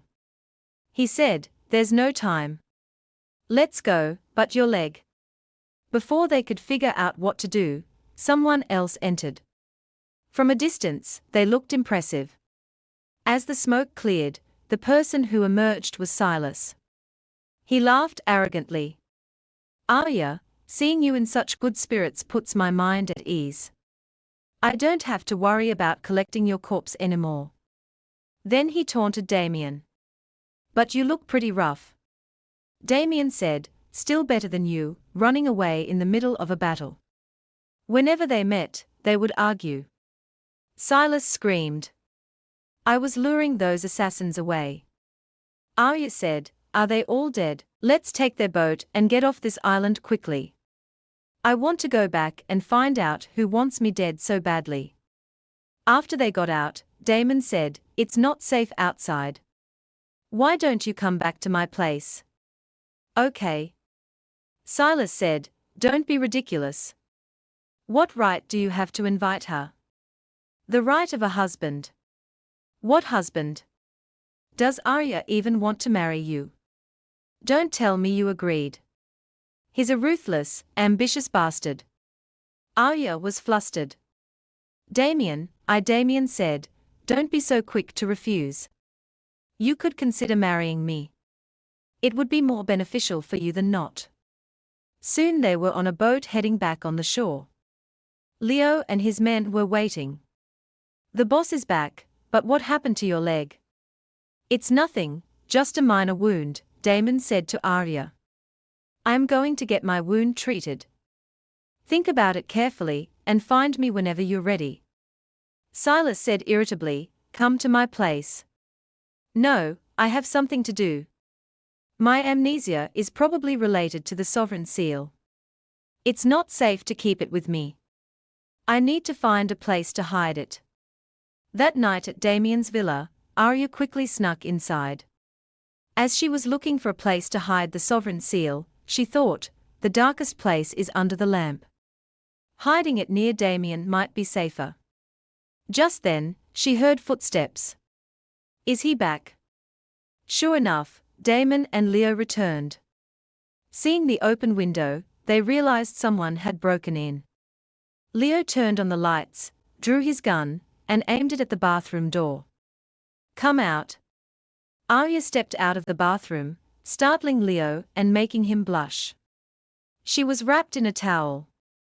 I just wanted to borrow your shower. Damien's face darkened. Get out. Yes, sir. As soon as Leo left, Damon pushed her against the wall. What are you really up to? Tell me the truth. She wrapped her arms around his neck. You don't understand why I'm here. I agree to what you said earlier today. Damon was stunned. You agree to marry me? Yes, she hugged him, thinking, even though I haven't recovered my memory, he's still the most trustworthy person. But more than him, I have to trust myself. Until I find out why I hid the sovereign seal in the past, I can't let Damien know about it. Damien also understood. She's hiding something. But that's fine. I'll find out everything eventually. For now, it's enough that you've agreed to marry me. He lifted her onto the desk about to kiss her when she said, "Wait, I have one more condition." "What is it?" "I want a grand engagement ceremony." In reality, she wanted a party like that to meet people she used to know, which might help her remember things. He said, "Of course, you deserve the most perfect ceremony. Then what are you waiting for? Get to preparing right now." "Yes, right now." When Leo heard that the boss wanted to marry Arya, he was shocked. "What you want to marry that she-devil?" Damien said, "Leo, watch your tone." Leo said, "Boss, even if you're not going to hold a grudge about her stabbing you, what about him? Have you forgotten how he died?" He said, "There might be more to the chairman's death than we know." Leo said, "She has the sovereign seal, and there are witnesses who have confirmed it." "If it wasn't her, who was it?" He said, "In any case, I need an engagement ceremony. Get it ready." "Yes, sir." That night at Zoe's house, she was watching TV. Seeing the couple on screen flirting, she thought, "These lines are pretty good. I can use them to trick that idiot Leo next time." Just then, Leo called. "Hey, Leo. Why are you calling Sophie so late? What engagement party? Who's it for?" "It's for my boss. My boss and his amnesiac friend." Hearing that, Zoe felt like she had been struck by lightning. Leo asked, "What's wrong?" "Oh, nothing. I thought it was you." Leo laughed. "Ha ha, us. You want to?" Zoe said, "I want to organize your boss's engagement party. Leave it to me. From the outfits to the venue, I guarantee I'll make it perfect." Okay, so, about us." Before he could finish, she hung up. Zoe was furious. That scumbag daring to trick my boss into marriage while she has amnesia. You just wait. Soon, the engagement ceremony was ready. Arya had just tried on a stunning fiery red dress. As she was admiring herself in the mirror, a girl walked in. "I'm here to bring another dress for you to try." Arya quickly realized this person was not an employee. She walked over, pulled off the wig, and said, "You're not an employee here. Talk. What's your purpose for getting close to me, as expected of the boss? Even with amnesia, you're still so vigilant. I'm here to get you out. You absolutely cannot marry Damien. You two have a blood feud." A few minutes later, Damon pushed open the door. "Arya, are you done trying on clothes?" There was no answer from inside the dressing room. Zoe said, "Our people are providing backup outside." "Boss, let's go." Arya was torn. Should she trust this girl, or hand her over to Damien? Seeing her hesitate, he called her name again. Just then, he heard a faint voice from inside. He moved closer. "What's going on?" As he was about to pull back the curtain, Ariel stepped out, smiling brightly. "I'm fine, just not done trying on clothes yet." "Ha ha." Damien was still suspicious. "Come here, let me help you with the zipper." "Okay." She hugged him. "What are you waiting for? Zip me up." Damien thought the dress was too revealing. He said, "What's there to try on? This dress is too revealing, too plain. No need to try it again. Take it off. Or do you want me to help you?" Inside, Zoe saw this and cursed under her breath. This pervert, all he thinks about is sex. How dare he defile my boss? I can't take it anymore. I have to go out there and deal with him. She started to step out, but Arya sensed the movement. She quickly pulled Damon into a kiss, confusing him. Even Zoe was startled. But seeing Arya wave her hand, signaling her to leave, Zoe obediently retreated. Damon heard the noise. What was that sound? What other sound? It's the sound of you kissing me. Of course. Look, you've wrinkled my dress. What now? Take it off. You can wear it at home just for me from now on. Just then, someone knocked on the door. Boss, Miss Victoria is here. She's causing a scene. Says she needs to see you right away. Not seeing her, send her away. Arya said, let's see her. I want to know what she's here for. Come on, help me with my belt and we'll go out there. He said, let her wait. Victoria, tired of waiting outside, started yelling again. Did you tell him? Why isn't he here yet? A moment later, Damon came out. Seeing him, Victoria's eyes lit up. Damien, you're finally here. I heard you're marrying Arya. Have you forgotten that she killed your uncle? You're marrying your enemy. Arya, about to step out, froze when she heard this. I killed Damon's uncle. The man who adopted me. Did I really do that? So Zoe was telling the truth. We have a blood feud. A few memories flashed back, causing her head to throb, and she fainted. Time she was running away. And Damon said, Arya, you don't have to run. She said, someone has identified me as the one who killed the chairman, and the sovereign seal is in my hands. If I don't run, should I wait for Marcus to kill me?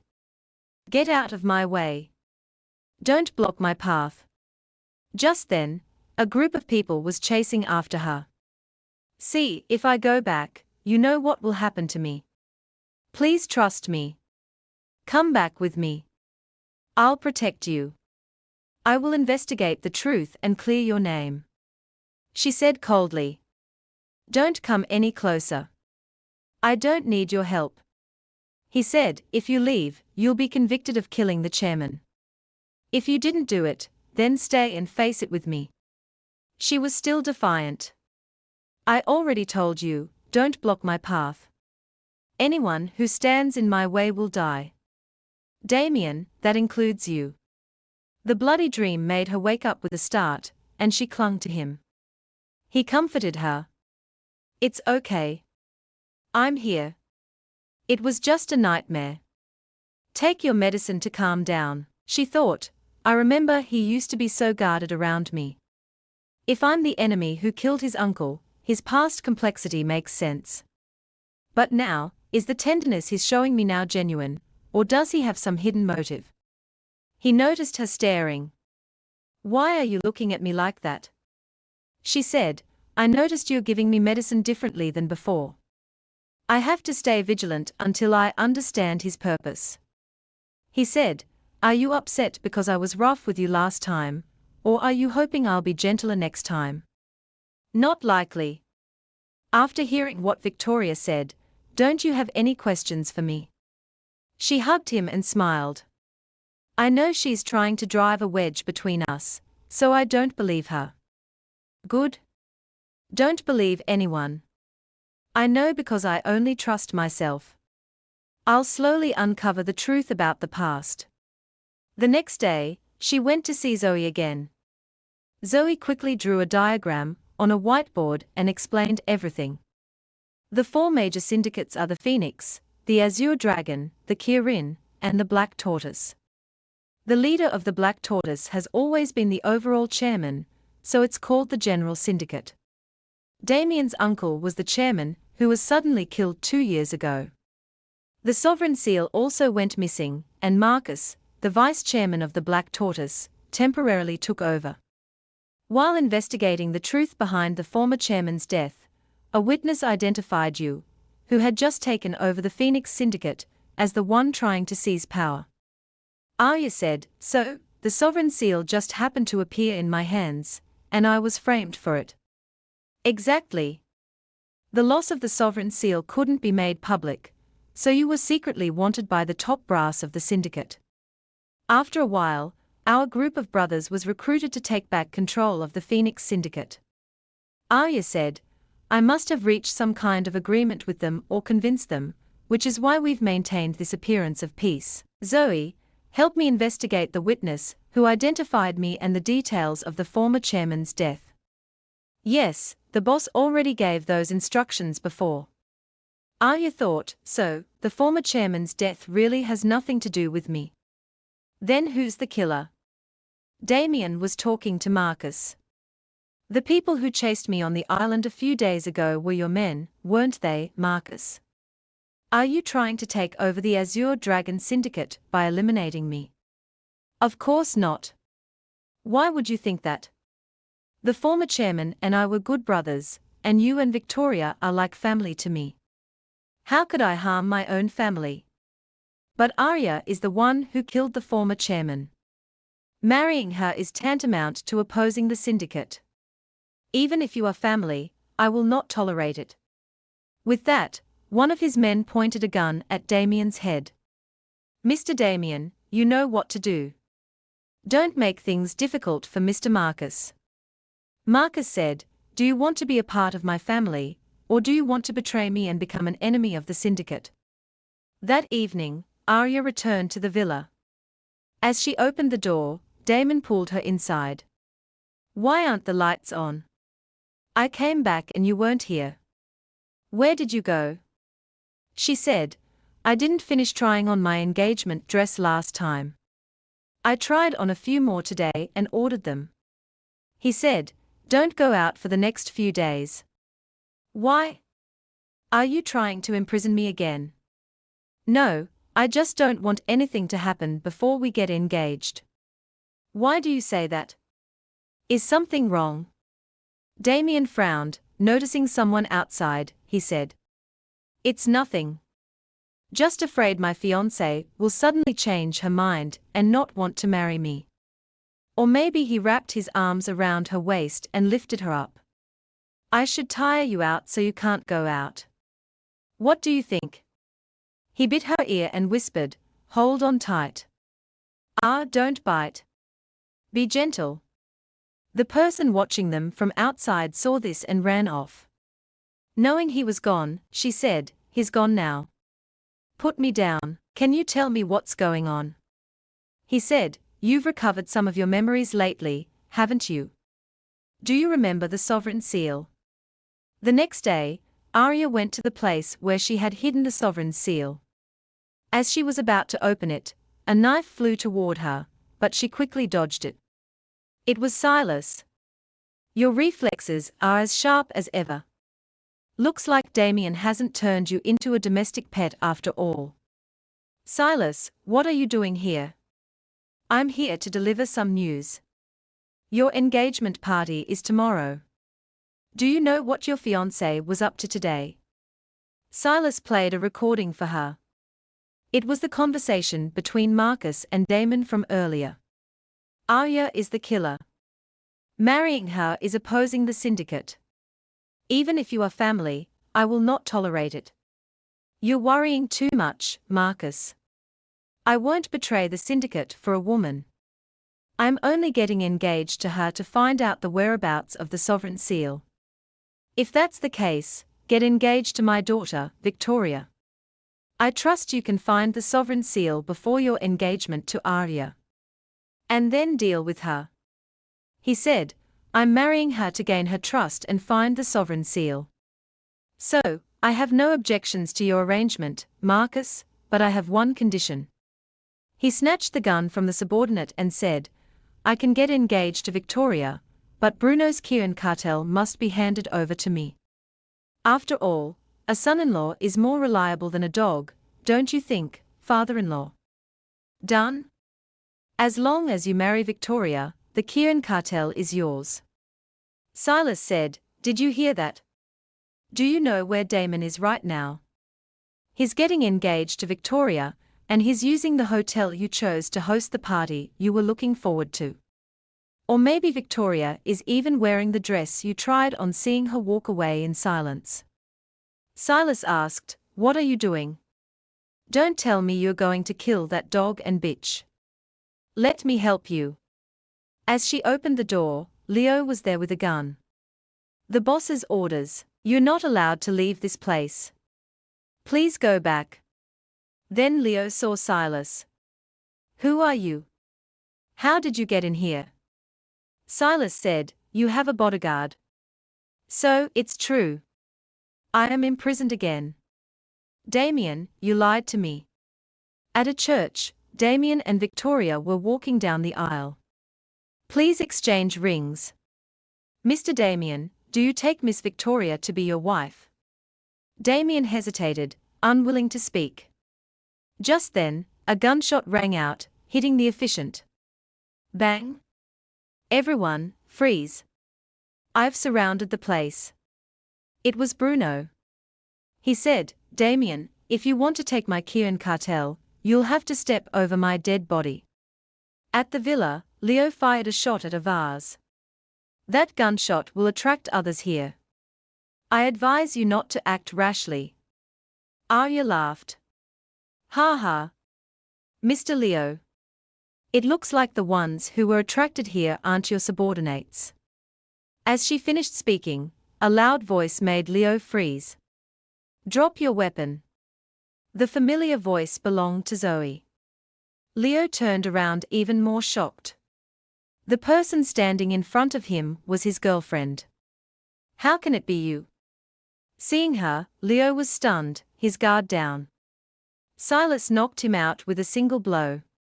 Seeing Leo like that, Zoe called his name in concern. "Leo," Silas said, "don't be tense, little sister.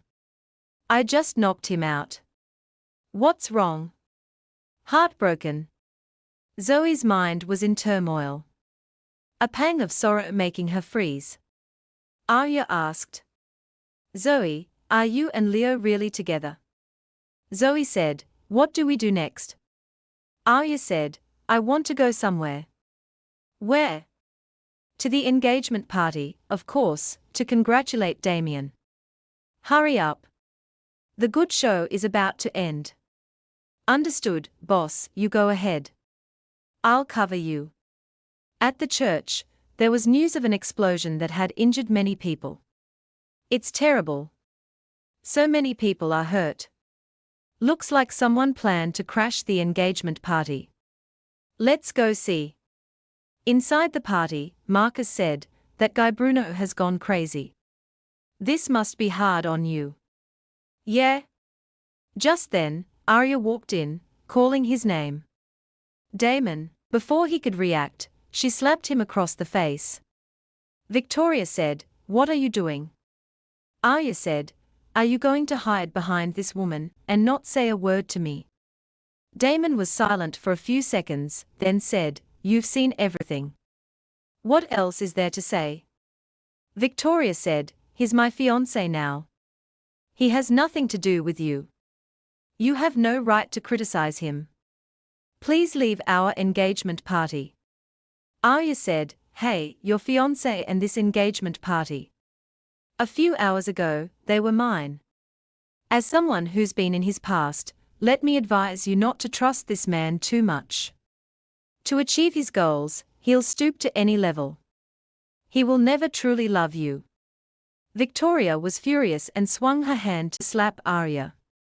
"How dare you curse me?" But the badass queen wasn't going to be hit that easily. Arya easily caught her hand. "What?" Eager for a beating. Victoria was livid. "What are you so proud of?" Damon said, "Marcus, we shouldn't get violent today. Let her go."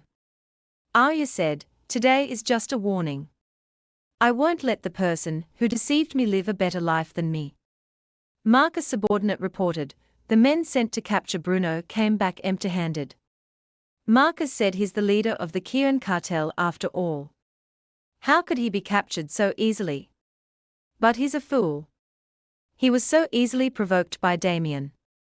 Another useful pawn wasted. Over the years, Damien has really made me see him in a new light. Demanding the Kian cartel, provoking Bruno, pausing the engagement. Step by step, he's defying my arrangements. A weak, indecisive waste.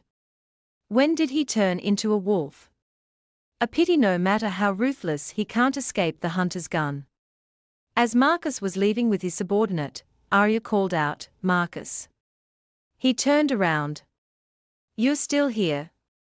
I was waiting for you. You've been chasing me for so long because you want the sovereign seal, right? Want to cooperate with me?" "Cooperate?" "Yes, I want to crush Damien under my heel. When it's done, I'll hand over the sovereign seal with both hands." He was silent for a few seconds, then said, "You want my help?" He burst out laughing.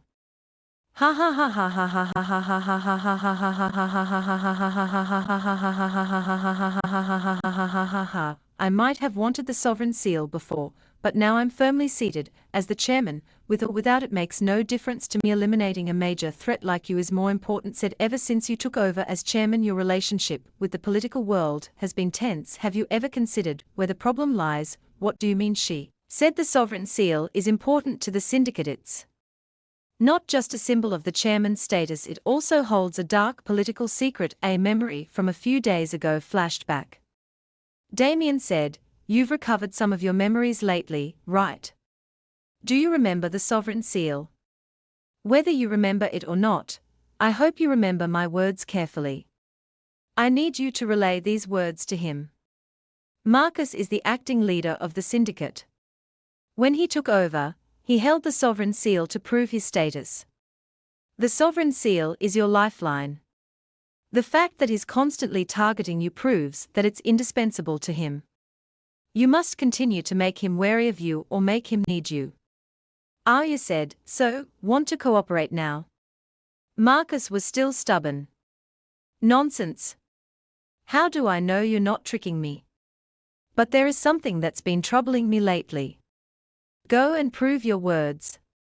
After that, at the Phoenix Syndicate headquarters, Zoe said, "This is what the boss wanted me to investigate." Just then, Damien and Leo barged in. Despite being blocked, the two girls' eyes widened as they saw them. The board said to Arya, "Sorry, boss. I couldn't stop them." Arya said, "You guys can go outside now." Only the four of them were in the room. Damon said, "Can we talk?"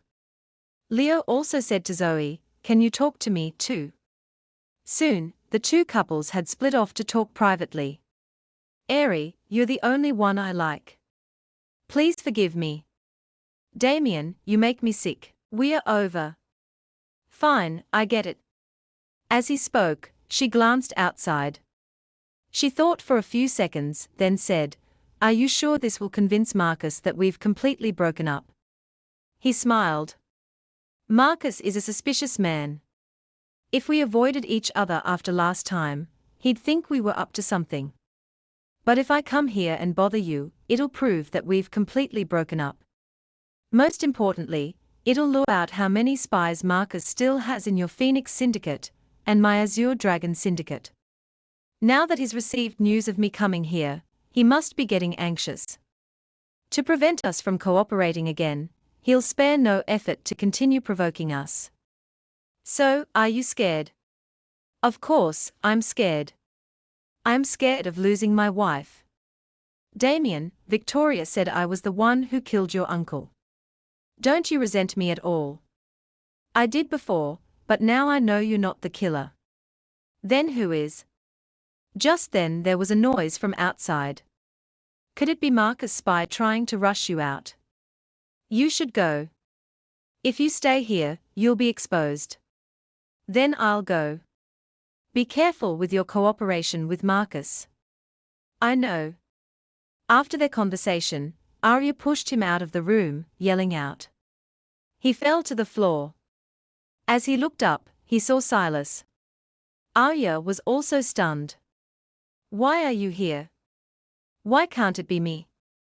And why is he here?" "None of your business." Arya frowned. "He shows up here every time. Is it really a coincidence?" She thought back to how Silas had gotten that recording. It was very suspicious. Silas looked at Damien with extreme dislike. "Hey, you have a fiancé and you're still bothering Arya. Aren't you ashamed? None of your business. Are you worthy of saying that to me? Arya helplessly separated them. That's enough. Damien, we've made things clear. Please leave. Damien left in frustration, leaving the two of them. You heard about Damien and came running, didn't you? You're quite the gossip. That's right. I have eyes and ears all over Ari's place, so don't talk behind my back. I hear everything. Maybe one day I'll be in a bad mood and come here to kill you. Who kills who is still uncertain. If you have nothing else to do, get out. Silas said, the medicine you asked me to make last time is ready. It can be delivered to the H Syndicate. Arya frowned, not remembering who H was, but she tried to play it cool. I'll handle it when I'm free, Silas said. Isn't there a deadline? Aren't you afraid of being punished for being late?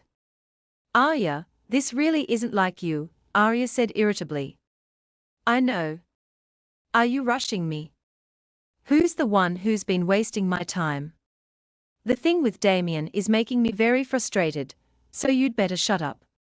She slammed the door. Why are you so angry? You're going to make me go deaf. A woman hurt by love is truly terrifying. Arya thought. That's settled for now. But what did he mean by being punished for being late with the medicine? I need to investigate this quickly. She opened the door. She saw Leo with red-rimmed eyes. He walked past her without a word. She turned and saw Zoe crying. Why are you crying? Who's crying? Zoe, I mean Leo was crying. Did you two fight or break up? We were never together, so how could we break up? I only got close to him to save the boss. Now that my goal is achieved, I'm not getting involved anymore. Arya said, Zoe, regardless of your reasons for getting close, you need to seriously ask your heart and face your feelings. I hope you won't regret it, but we are on two different paths. The boss taught me never to believe a man would change his stance for me.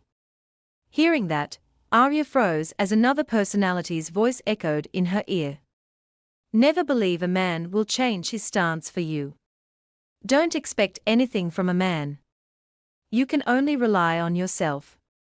You and Damien planned to deceive Marcus, but he not only arranged the engagement party, but also had Leo stop you and restrict your freedom. He's deceived you time and time again. Why do you still trust him? Have you fallen for him? Seeing the boss clutch her head in pain, Zoe asked in concern, Boss, what's wrong? Nothing, right? I have something for you. Do you know, H? I do. Does the boss want me to investigate that underground auction? I'll get the information for you today. I actually forgot something. Forgot to give it to you. Oh, what a coincidence. Is my drum partner related to the problem Marcus wants me to help with? Zoe said, this is the invitation to their table. Arya said, do you know my drug-making partner? Not really. Usually, the boss contacts them directly. She thought, no matter what, I have to meet Madam H once. Is this phone number the only information? That night, Arya went to a public phone booth and called the number, but no one answered. Just then, a car pulled up. She quickly got in. Two guards handed her a blindfold, so that phone number was just a doorbell. They are quick. A moment later, she was brought to a tall building. Welcome home. You can take off the blindfold now.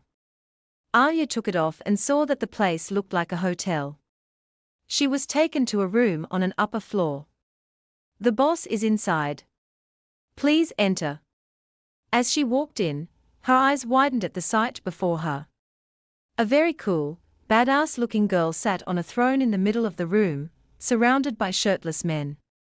The girl saw Arya and said, wait until I'm done with this guest. Then I'll deal with you. A young man was dragged out, mumbling, get me out of here. Please save me. The red-haired girl said, too noisy. How dare you talk to another woman in my territory? Drag him out and feed him to the dogs. The man cried, I was wrong. Please let me stay. I was wrong. Arya frowned. Wait, what? Heartbroken. Don't tell me you believed that. I was just scaring him. After all, he used to be a client of ours. At most, I'll just chop off his legs to teach him a lesson. Arya asked, confused. He was a client. That's right. A merchant just like you. I gave him a deposit, but he didn't deliver the goods. You're the same. Arya, you'd better not make the same mistake. Unless you want to mortgage yourself as my pet, right? Try this wine. See if it's the same as the one you used to like. Thank you. The last batch of medicine is ready. When do you want to pick it up? No rush. Have a drink first. We can sit down and talk slowly. Arya smelled the wine. This wine smells strange, like it's been drugged. The girl said, what? Afraid to drink my wine. Arya looked at her without a word, on high alert. The girl took a drag from her cigarette and blew the smoke in Arya's face. Afraid I'll poison you. Somehow, from inhaling the smoke, Arya fainted. And somehow Damon was there. Carmine, what did you do? Carmine frowned. It's just something to add to the fun. What are you making a fuss about? There's no antidote. You'll have to handle it yourself. From inhaling the smoke, Arya was dazed. Damon, I'm so hot. My body feels strange. Immediately, Damon took her to a room and put her in the bathtub. Even though she was soaking in cold water, the heat didn't subside. Seeing her growing more and more uncomfortable, he asked, are you still okay? No, so hot. My body is so hot. You're soaking in cold water and you're still hot. Arya's face was getting redder, her body extremely uncomfortable. Damon grew more concerned. This isn't good. You're not in your right mind right now. But isn't this what you've always wanted? Don't you feel it, too? Why are you trying to run away? What are you afraid of? Afraid I'll play with you or use you? Damien felt himself being provoked, but tried to hold back.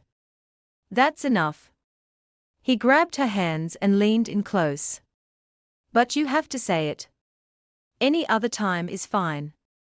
I just want to be sure that you really want to do this with me, not just because of the drug, Arya said irritably. Coward. You're calling me a coward. At a time like this, if you don't dare to do anything, then you're a coward. Damien was in turmoil.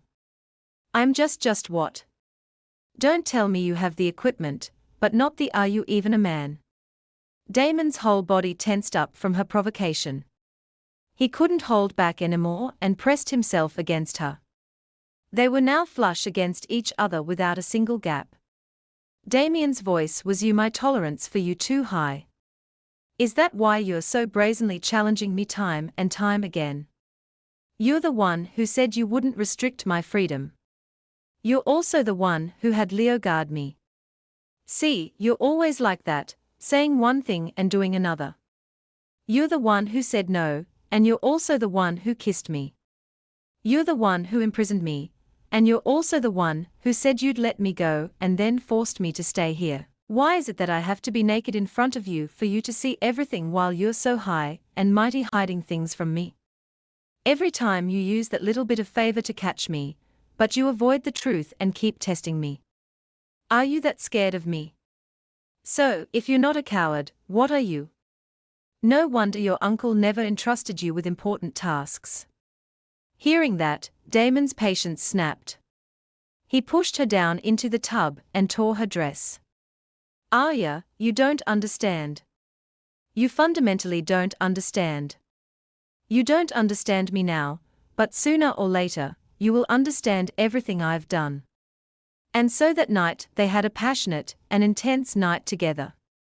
The next morning, the sunlight streaming into the room made Arya groggy open her eyes. She turned and saw Damien lying next to her. Damien, you're so guarded around me, but now you're sleeping next to me without any defenses. Why can't I figure you out?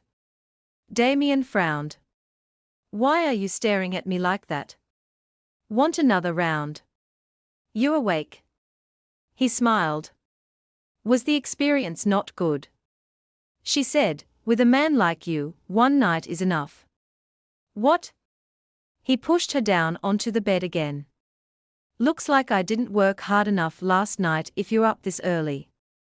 She said, no need to show off your physical prowess.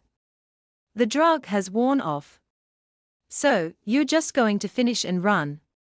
Arya. You're so pragmatic.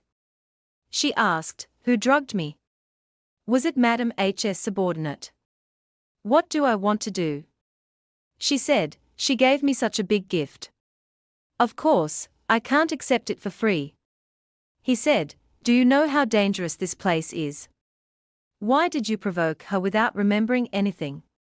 Unless you beg me, I won't tell you how to deal with her. How do you want me to beg you? She moved closer, provoking him. Like this or like this? He was softened by her provocation. She smiled. Whether you tell me or not is up to you. At the underground auction, Madam H was the owner. Armani said, I don't understand why you're so polite to Arya, a traitor who killed her own benefactor. In my opinion, if it weren't for you supporting her pharmaceutical business, she would have been dealt with by Marcus men long ago. Madam H said, she's not as simple as you think. Her mind, her personality, what you did to her yesterday, she definitely won't let it go. Just then, someone reported, Madam, there's been an incident at the prison. Someone broke in. It's Arya. Arya and Damien had indeed broken into the prison. We've achieved our goal. What else are you looking for? Want to save someone? It seems Carmine is very fond of him. In that case, I have to get him out. Just then, Madam H and Carmine arrived. Taking without asking is called stealing. Miss Arya, don't you think you've gone too far? Even if Carmine offended you yesterday, you can't just take her pet away. Arya laughed. Dealing. Talk about the pot calling the kettle black. Him being here isn't one of your traps. Armani yelled. What nonsense are you talking about? Arya said. Similarly, Marcus' weapons shipment at the customs. You had an insider at customs to trick Marcus. You want to swallow the goods without paying a cent. Madam H smiled. What you're saying is pure speculation, Arya continued. If those goods were really discovered by customs, it would definitely cause a public uproar. The fact that it's quiet now simply means the news was fake. Furthermore, I've confirmed that the shipment is inside this prison. Marcus isn't as easy to deal with as the man standing behind me. When he figures it out and spreads the word that your auction house embezzled the goods, no one will dare to cooperate with you again. But I have a way to help you get out of this problem logically. Speak. First, you need to return the weapons shipment to Marcus. Adam, don't trust her. She might be colluding with Marcus to trick us. Arya smiled. What a coincidence. When I found that weapons shipment just now, I saw that a time bomb had already been planted inside. You can choose not to believe me, but you won't get anything either. So, what's your condition? Very simple. I want him. Damon heard her and frowned. Arya, are you really getting revenge on Carmine, or are you interested in him? Madam H said, fine. Take them in the goods and get out. Carmine gritted her teeth. Arya, you just wait. Outside in the truck, the young man who had been rescued said to Arya. Thank you for saving me. It's nothing. My name is Elias. Can I follow you from now on? I used to sell raw jade to the Age Syndicate. My eyesight is pretty good. Damien frowned. If you're going to talk, just talk. Why are you blushing? Let's talk outside. Let me help you into the car. He then pushed the wheelchair out.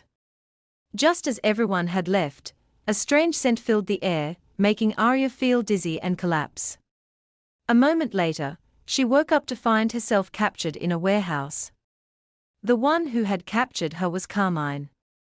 Oh, you were in such a hurry to catch me. Of course, my game is finally about to begin. How could I not be in a hurry? I can't wait to see your skin torn and you kneeling and begging me. With that, she grabbed a whip and swung it at Arya without mercy. What a mistake. I should have tied your legs up. A running cat stimulates my desire to teach a lesson more. Arya asked frantically, where's Damien? Ha, worry about yourself first. You dared to steal my toy, so you'll have to take his place. She swung the whip at Arya again. Arya saw some barrels and quickly hid behind them. So you know how to hide. Arya said, this is for taking Elias. But last time, why did you drug me? You can't just be some mad dog biting people randomly, can you? I just don't like you. Who told you to cooperate with someone I don't like? Who is it that you don't like? Of course, it's Silas, she said, swinging the whip at Arya again. Arya was struggling to untie her hands. Carmine continued to whip her relentlessly. Ha, let's see where you can run now. Just then, Arya managed to untie herself as Carmine was in a frenzy. Arya looked at her with sharp eyes, then reached out and grabbed the whip. Now I'm the one in charge of this game. Arya quickly wrapped the whip around Carmine's neck, taking control of the situation. Carmine said, I underestimated you. You can even be cruel to yourself. But do you dare to kill me? Killing me means going against Madam H. Arya said, you disobeyed your boss's orders and kidnapped me. What's wrong with me defending myself? But instead of killing you, I want to know what the conflict is between you and Silas. She pulled the whip tighter, making Carmine cry out in pain and fall to her knees. Just then, Damon found her. Well, you're a step too late. Are you hurt? Compared to what I did in there, this is nothing. I'm sorry. I promise it won't happen again. Arya glanced at Carmine and smiled. Carmine said, hey, there's still someone here. Can you not be so lovey-dovey right here? How do you want to deal with this woman? Huh? Just in time to use her to negotiate a price with Madam H. We have to make full use of her. Soon the weapons shipment was delivered to Marcus. His subordinates immediately checked it and were relieved that there were no problems. Marcus said, I'm very curious. Did you really use the sovereign seal to resolve this? What else besides the political secrets controlled by the sovereign seal? What else could I use to threaten customs? I've already proven the value of the sovereign seal. Next, you should deal with Damien. How do you plan to handle him? You don't need to worry about such a small matter. I guarantee that when I hand him over to you, you'll have full authority to get your revenge. Arya frowned, cursing under her breath. Fly, old fox. That night, she returned to the villa.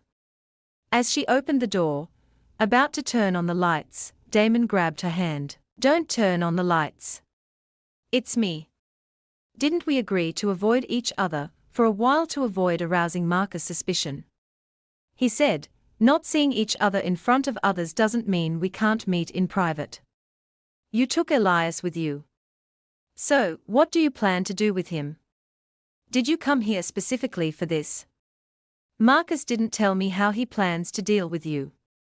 He's very cautious. I plan to fall in love with someone else to make our breakup more convincing.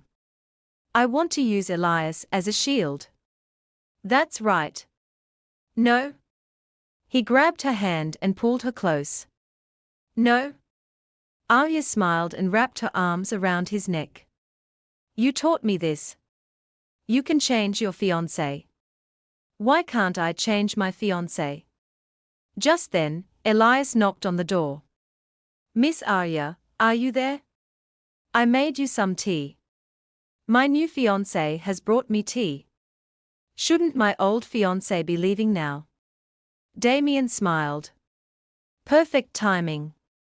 Let your new fiancé hear some of the sounds from your old fiancé's lower body. He lifted her onto the desk, gathering the papers, and kissed her passionately. She said, You're going to meet someone like this. You're being naughty. I don't like being controlled. Damon bit her shirt strap and said, Then what do you like serving you like this, right? Arya was teased until her face turned red. Enough? Enough? You've knocked everything off the desk. Elias heard the noise from outside and asked, What was that sound? Maya, are you okay? Arya slowly opened the door. Ha ha, I'm fine. Just accidentally dropped something. Did you need me for something? I made some calming tea to nourish your body. Can I come in and talk for a bit? I feel so bad that you got into trouble with Carmine because of me. Inside the room, Damon was smiling smugly. Arya said, Let's do it another time. It's late today. Oh, well, one more thing. This is an invitation from Marcus for you to attend his birthday party. Somehow, from Damon's teasing, she froze, let out a soft then forced a smile. You should go back first, I'm a bit busy. Then you get some rest. I'll be going. He's gone now. Aren't you going to let me go? You don't want to continue. Your body is more honest than your mouth. Shut up. Let's get down to business here. He held up the invitation. Today, Marcus said he would deal with you and then he's hosting a birthday party. Such a coincidental timing. It must be a trap aimed at you. Are you going? Of course. If I don't go, how can we continue our plan? Soon, the party was held at Marcus' house. Arya arrived with Elias. Who is she? She's so beautiful. Why is she with a cripple? She said to Elias, Use your sharp eyes to observe everything here, from the big to the small. Just then, someone said, What are you looking at, Damien? Arya turned and saw Damien fuming with jealousy, staring at them with fire in his eyes. Soon they were in the bathroom, at such a critical time. Why did you bring Elias here? Are you trying to take this opportunity to introduce your new man to everyone so they'll believe we really broke up? Do you have to be so close to him? You think I'm trying to make you jealous? You're not allowed to smile at him. That's enough. At a time of life and death, you're still thinking about these things. He said, It's a meal before death. Are you going to refuse? Damien, be careful not to really die. After whatever they did, Arya came out. As she was walking, she heard a noise. She quickly turned and approached the wall where the sound came from. The sound is coming from here. Could it be? Just as she thought, there was a mechanism. She pushed it and a door opened. She saw Bruno submerged in a pool of red, blood-like water. His mouth was gagged, and he could only make muffled sounds. Why are you here? I can't believe Marcus found you so easily. What are you trying to say? Bruno pleaded. Please save me. I have evidence to prove that you were framed for assassinating the chairman. How can I believe you? He said, before, Marcus found a witness to identify you as the killer. After that, he wanted me to kill the witness to silence him, but I hid the person away. It's because I have this leverage that I've been able to stay alive. Save me and I'll take you to him, she thought. Saving him could get me into trouble. But if I can find evidence that Marcus framed me for murder, he continued. I also know that you have Marcus spy by your side, someone you would never expect. You mean Silas? You knew. At that moment, she realized it. So, it really is him. Did he join Marcus after cooperating with me, or was he Marcus' man from the beginning, just pretending to be on my side? Bruno was panicking. Oh no. If she already knows everything, she won't save me. What do you want to do? Saving you could hurt Marcus. It's definitely worth a try. Just then, gunshots erupted from the party hall. Gunshots. Marcus has made his move. I need to get back to the party quickly. But what about him? If I miss this chance, it'll be hard to get in here again. Outside in the hall, everyone was in a panic. God, the son-in-law has turned into an enemy. Victoria sat in a corner sobbing. Sob, why is this happening? Can't be. It can't be. Arya came out and asked Elias, what's the situation? Damon brought Marcus a drink and then he suddenly collapsed. In the end, it was confirmed that Damon had poisoned him. Damien was surrounded but managed to escape. But I saw Marcus preparing the wine himself in the kitchen. I see. So, this is his trick to frame Damien, make him a murderer, and then righteously eliminate him. Let me go see what's going on. You wait here. I'll have someone pick you up. Can you catch up to them? Do you know where they went? Don't worry, Zoe is with them. Soon, she arrived at a beach. Damien and Leo had been cornered by Marcus' men. Arya approached Zoe. What's the situation? It's a standoff. It looks like Marcus wants to capture Damon alive. She thought he still remembers his agreement with me to hand Damien over to me alive, but if this drags on, I'm afraid Marcus will lose his patience. Damien said, you were poisoned, but you can still chase me all the way here. That's impressive. Your acting is so clumsy. Do you take everyone for a fool? Marcus said, I had to catch you myself to be at ease, but if you die, I'll be even more at ease. With that, he started firing at Damien, who collapsed, covered in blood. Leo saw his boss fall into the sea and quickly jumped in after him. Zoe, in disbelief, also ran and jumped in after him. Arya, watching from above, was also in shock. It's fine. It's a little off from the plan, but they'll be safe. Nothing will happen. Marcus said, Arya, your old lover and his subordinate are dead here. Why do you look so calm? I've gotten revenge for you, so you should give me the sovereign seal, right? She told herself, calm down. Don't let this situation mess with your head. Besides, Zoe is there. Even if they fell, they won't die. She smiled. Marcus, why the rush? I never said I wouldn't give it to you. An important item like that can't be carried around casually. Right? Right? I was being too impatient. How about you come to my house to freshen up, and then we can slowly hand over the sovereign seal. Why would I go to your house? The sovereign seal isn't at your house. His expression suddenly changed. He said loudly. Arya, don't tell me you're having second thoughts. Just then, a car sped up. Mr. Marcus, the 3 who fell off the cliff have been found still breathing. Should we kill them? Arya was shocked. Didn't I arrange for people to save them?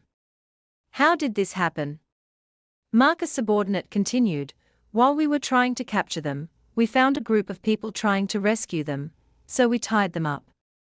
Arya then realized that all the people she had arranged had been captured. Marcus said, surprised, you didn't think I was the type to kill without batting an eye, did you? And you? You said you hated him, so why did you secretly arrange for people to save him? Are you two colluding? Arya knew her plan had been exposed. She frowned in anger, then forced herself to calm down. Marcus, if I remember correctly, you're not qualified to ask me that. Whether I want to hate Damien or deal with him is my business. I don't need anyone to interfere, especially not you. Deal was that you hand Damien over to me and I give you the sovereign seal. But now you've intentionally hurt Damien. Should I take this as you wanting to break the deal? Marcus thought, could this really not be her scheme? She said, the others and hand Damien over to me, then the deal is on. Otherwise, I'll consider this a unilateral breach of contract. Marcus said, of course, I want to honor the deal, but I prefer a one-for-one exchange. Besides, I'm very curious how you plan to deal with Damien. She said, I'll imprison him. I can play with him however I want. But this is how we young people play. I'm afraid you won't understand. You just need to hand him over to me. Just then, Silas appeared. Playing prisoner. I like this game. Come to my place. I have 3 basements with 3 different play styles. Plenty for you to choose from. Seeing Silas, she was surprised. Why are you here to follow you? Of course. You're my experiment. If you die, I have to be the first one to get your body. Hone it down. Your creepiness is showing. Ari, you're breaking my heart. Anyway, which basement do you want to throw Damien in? No matter which one, I guarantee you'll have a lot of fun. Marcus thought he's right. Whether Damien and Arya are in Silas's hands or mine, what's the difference? I was being narrow-minded. He said, hand over to him. Yes, sir. Then I'll wait for you to honor our agreement and hand over the sovereign seal on time. A moment later, they were back at Silas's base. Damien's wounds had been treated. You awake? If you are, then hold out your hands. You know, I've always liked to take the initiative. Damien sat up, confused. What new idea do you have now? After I fell off the cliff, what kind of deal did you make with Marcus? She pushed him down, signaling for him to be quiet. Don't talk. Silas was outside the door. Arya, what's wrong? Since when did you start being so polite to your enemies? I went to all this trouble to save him, not to see you reform him. At the very least, you should turn him into a pig before we talk. No need. I have my own plans. Fine, then. I want to see how you play. He's in my hands now. You can play however you want. Hey, there's no wound on your stomach. Why are you breathing so hard? There isn't, but there are sensitive spots. Sensitive, right? In that case, she pulled out a whip. Hitting it again should hurt a lot. This spot was the most sensitive just now, right? She then whispered, play along with me. He said, what do I have to do for you to let me go? Let you go? You must be joking. I went to all this trouble to catch you just to let you go. Then who do I settle the score with for the wedding? Don't tell me you think you can mess with me and get away with it. What's going to happen between us? This kind of humiliation? Or are you planning to use that to punish me? Silas, listening to them, was about to explode. Are you two fighting or flirting? Can't you do something more exciting? She said, True has to be done slowly. Silas lost his patience and slammed the door. I can't take it anymore. You two can take your time. After Silas left, Damon pulled Arya in for a kiss. So, what's going on? You don't need to use props on me anymore. Explain it to me, my fiancé.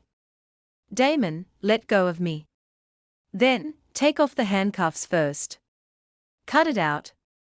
Right now, Marcus still hasn't gotten the sovereign seal. We are under Silas's surveillance. Marcus won't be patient for much longer. I'm afraid he'll make a move on me in a couple of days. Damon paused, the atmosphere suddenly tense. The man you love just survived a near-death experience, and all you can think about is that old geezer, Marcus. Don't I even deserve a second of your thoughts? Damien, this isn't the time to mess around. Silas could come back at any moment. Then when is the right time? When I'm about to die, it's always like this. For her, it's always life and death, the greater good. Whether it's the syndicate's business, or her brother's or anyone else, they can all be more important than me. What do I have to do for her to notice that I'm still waiting for her? If I can't wait, then I'll have to take the initiative. He said, my wound hurts so much. Can you apply medicine for me while we talk? Arya was flustered. His expression doesn't look like he wants medicine. It looks like he wants to eat me. He held her hand. But it hurts so much. At least we can prevent infection right now. She remembered how Silas had operated on him earlier, so brutally and without anesthesia, intentionally torturing him. She said, all right, sit still. I'll apply medicine to your thigh first. It's going to hurt a little. Try to bear with it. Okay. Damien breathed heavily as he sat, making Arya feel a little helpless. He's just taking off the bandage, and he's already panting. This guy is so sexy, even when he's just breathing. It feels like he's doing it on purpose. And this position is a little stimulating. After applying medicine for a while, she said, all right, you can do the rest. He said, there's still a wound on my chest. She quickly applied medicine to his chest. His whole body was covered in wounds. This distance is too close, too ambiguous. I even have a strong sense of danger, like I'm about to be devoured. I just remembered something. You can. Before she could finish, he pulled her flush against him. Arya, can you lower your head a little? A little lower. Please kiss me. Oh my God, why is he making that devilishly handsome face? Can I resist this? My nose is about to bleed. Damien, stop messing around. He held her hands, pushed her down, and started kissing and teasing her. Get off me.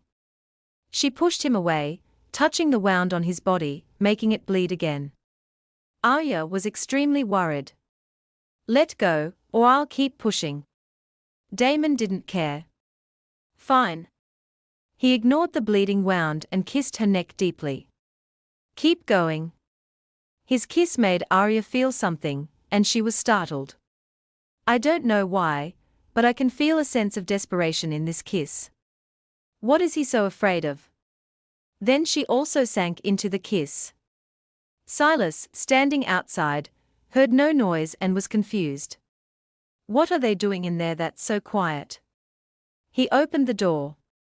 I said, you too, before he could finish. The sight before him made him freeze.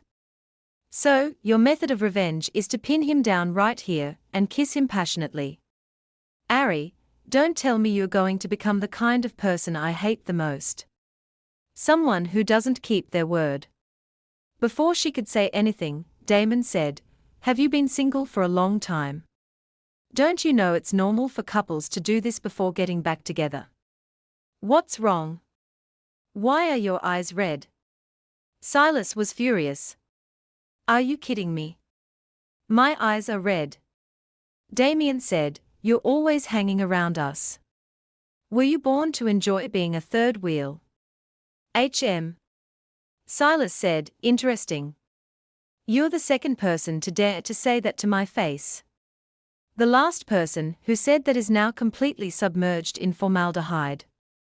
With that, Silas raised his gun to shoot Damien. But Arya quickly kicked him. That's enough. Bullying an injured person. How glorious. Ari, you're protecting him. Don't tell me you've forgotten your deal with Marcus and gotten back together with him. If you're too soft to do it, I can help you kill him. Damien said, you think she's soft on me too? With that, the two of them charged at each other. If I die like this, I'd have to thank you. Maybe I can become the most special person in her heart. She'll never forget me. Silas asked, do you like him? Damon said, Tell him you love me. Arya laughed. Are you too threatening me? Or do you think you have the right to control who I like? Silas laughed loudly. Ha ha, now that's the Arya I know. Not bewitched by men, looking at men like they are trash. She frowned. And you? Did I ask you to meddle in other people's business? No matter who you two are, I look down on you. If you do this again, I'll cut off your ear so you can hear better. Got it? If Aerie looks down on everyone, then what kind of person does she like? I don't like people who show off their bodies to seduce others, and I don't like people who cause trouble when they are injured. Damien smiled. So, she dislikes me, which means she likes me. She continued, the husband I like. He has to be as beautiful as a girl, have long hair, and be willing to let me pin him down without resisting. Hearing that, both young men were stunned. Damon's mind went to places. Oh my, if he looked like that, it would be. Silas couldn't stand it and ran off. I just remembered I have an unfinished experiment. I'm out of here. After he left, only the two of them were there. As he was about to say something, she said, your wound is bleeding. You need to rest and heal. Lie down here and I'll find a chance to get you out. He frowned at her. Arya, you will be mine. Silas was in the bathroom, looking at himself in the mirror. I clearly don't want Aerie to be involved with men. But if the one Aerie likes is me, I'm really looking forward to it. Oh my god, is there anyone more psycho than this guy? In Bruno's dream. Arya, please don't go. Save me. She grabbed his head. There's a fight going on outside. Marcus has pushed Damon to the brink. Do you think I'd delay saving Damien for you? No. No. Don't leave me in Marcus' hands. Just then, he opened his eyes and saw himself in a hospital bed covered in casts. My arms and legs. What happened to them?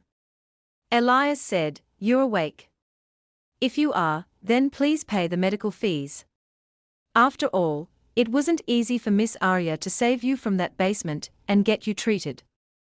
Bruno was still confused. My hands. How could they? Elias ignored him. Ah, I almost forgot. It's fine. I'll swipe your card for you. Just read me the password. Bruno was still in shock. Where are my arms and legs? What's going on? You don't remember. Your limbs were crippled by Marcus. By the time we got there, your tendons were already severed. Bruno was furious. I'll kill you, Marcus. And Silas, too. Silas is Marcus' mole. I won't spare any of you. Just then, Marcus' voice came from a speaker. I want the sovereign seal. For the sovereign seal, I even let you imprison Damien. And you let that guy Bruno escape. He has a lot of my secrets. I know. Didn't I just take care of that runaway rat for you? Is that the point? The sovereign seal is the point. It was Silas.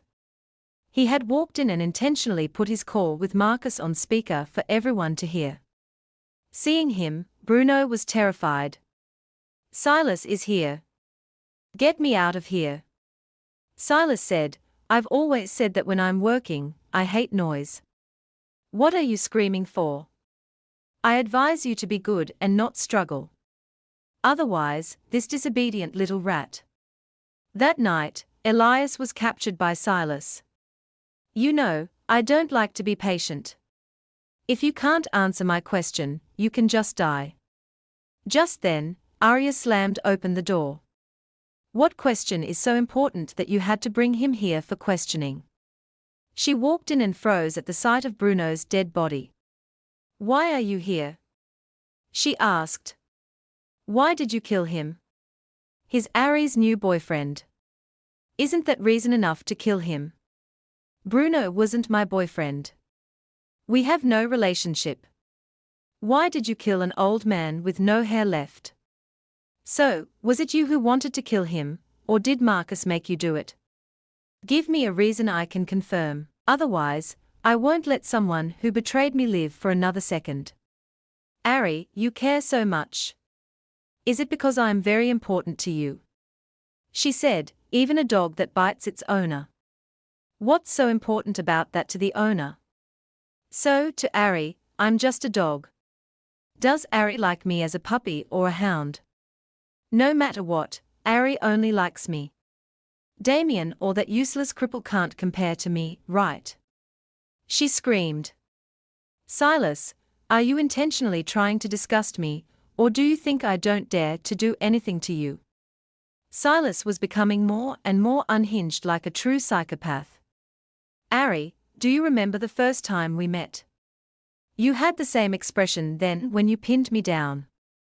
Silas's memory flashed back. He had been sold by his own uncle to Carmine's people. He lay on the bed, dazed as Carmine slapped him across the face like a dead person. No fun at all.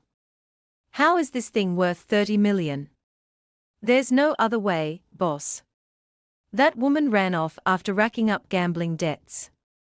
Mr. K couldn't take the shock and jumped off a building. Today is the 7th day since his death. Now there's nothing left in his family but this kid.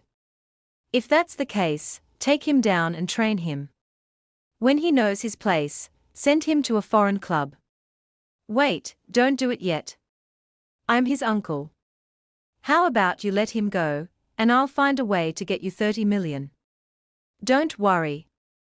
I know the rules. From now on, I'll consider my nephew dead. The money has arrived. Let's meet at the airport. I never thought this kid was so valuable. Silas was still dazed as his uncle said, pay for him. Don't be ridiculous.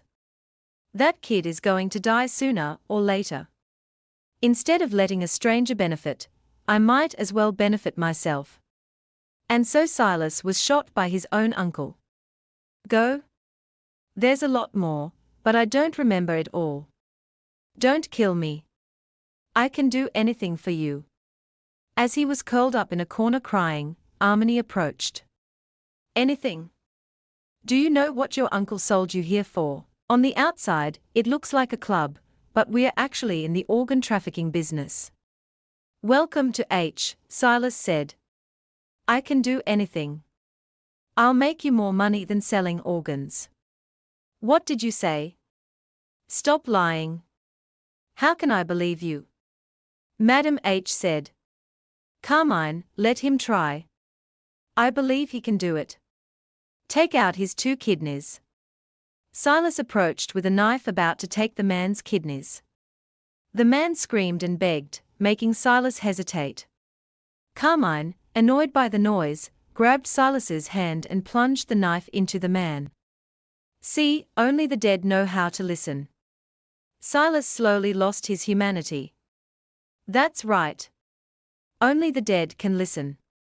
There was a lot I didn't remember, including how I escaped H after that, but there were 2 things I remembered very clearly. One was bringing my uncle back from America and personally turning him into the most obedient specimen. The other was discovering her. Wow, impressive. You've been locked up for 10 days and you haven't gone crazy, haven't starved to death. Hearing her mumble something, Silas asked, what did you say? I said, go to hell. With that, she kicked him, but he was unfazed. She quickly grabbed a knife, pushed him to the ground, and was about to stab him. But Silas quickly grabbed her hand.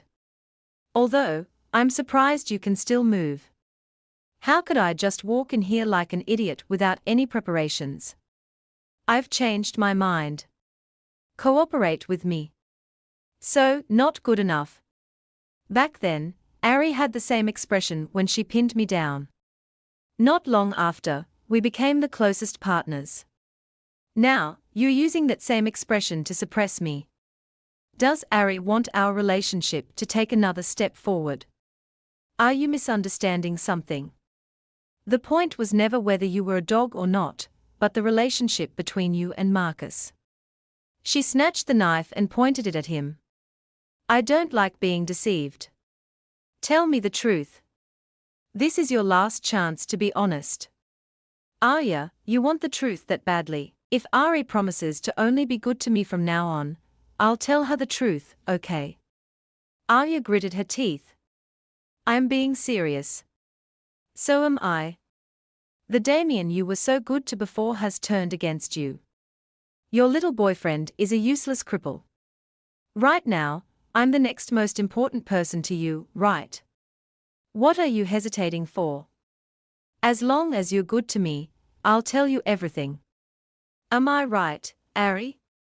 Damien, watching this through a camera from afar, was furious. Silas said, if you agree to be good to me, I'll tell you everything and you'll become my closest and most trusted person. You can know all my secrets. Arya grabbed his hand. Become your closest person. Silas smiled. Is Ari moved? As he spoke, she grabbed his shoulder, flipped him over, and pinned him to the ground.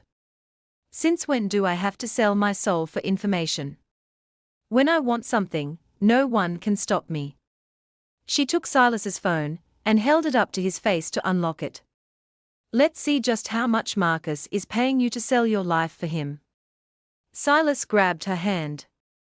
Are you sure you want to see? For you, this could be Pandora's box.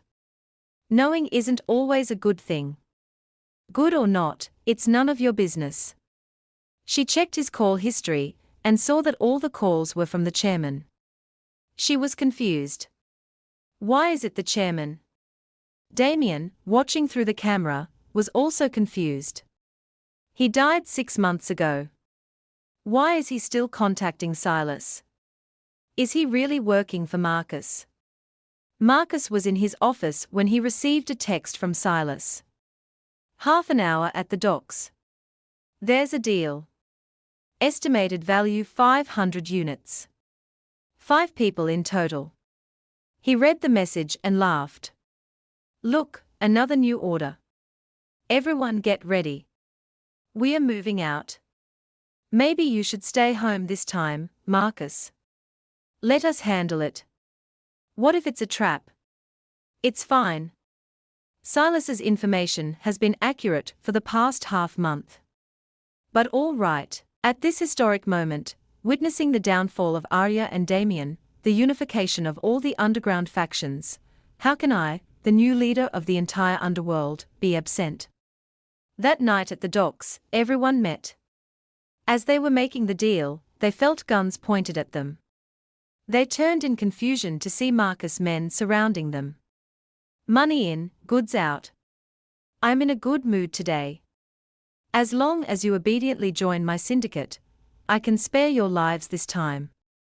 The 2 men, one from Arya's side and one from Damien's, were shocked. You want us to betray our bosses? He laughed.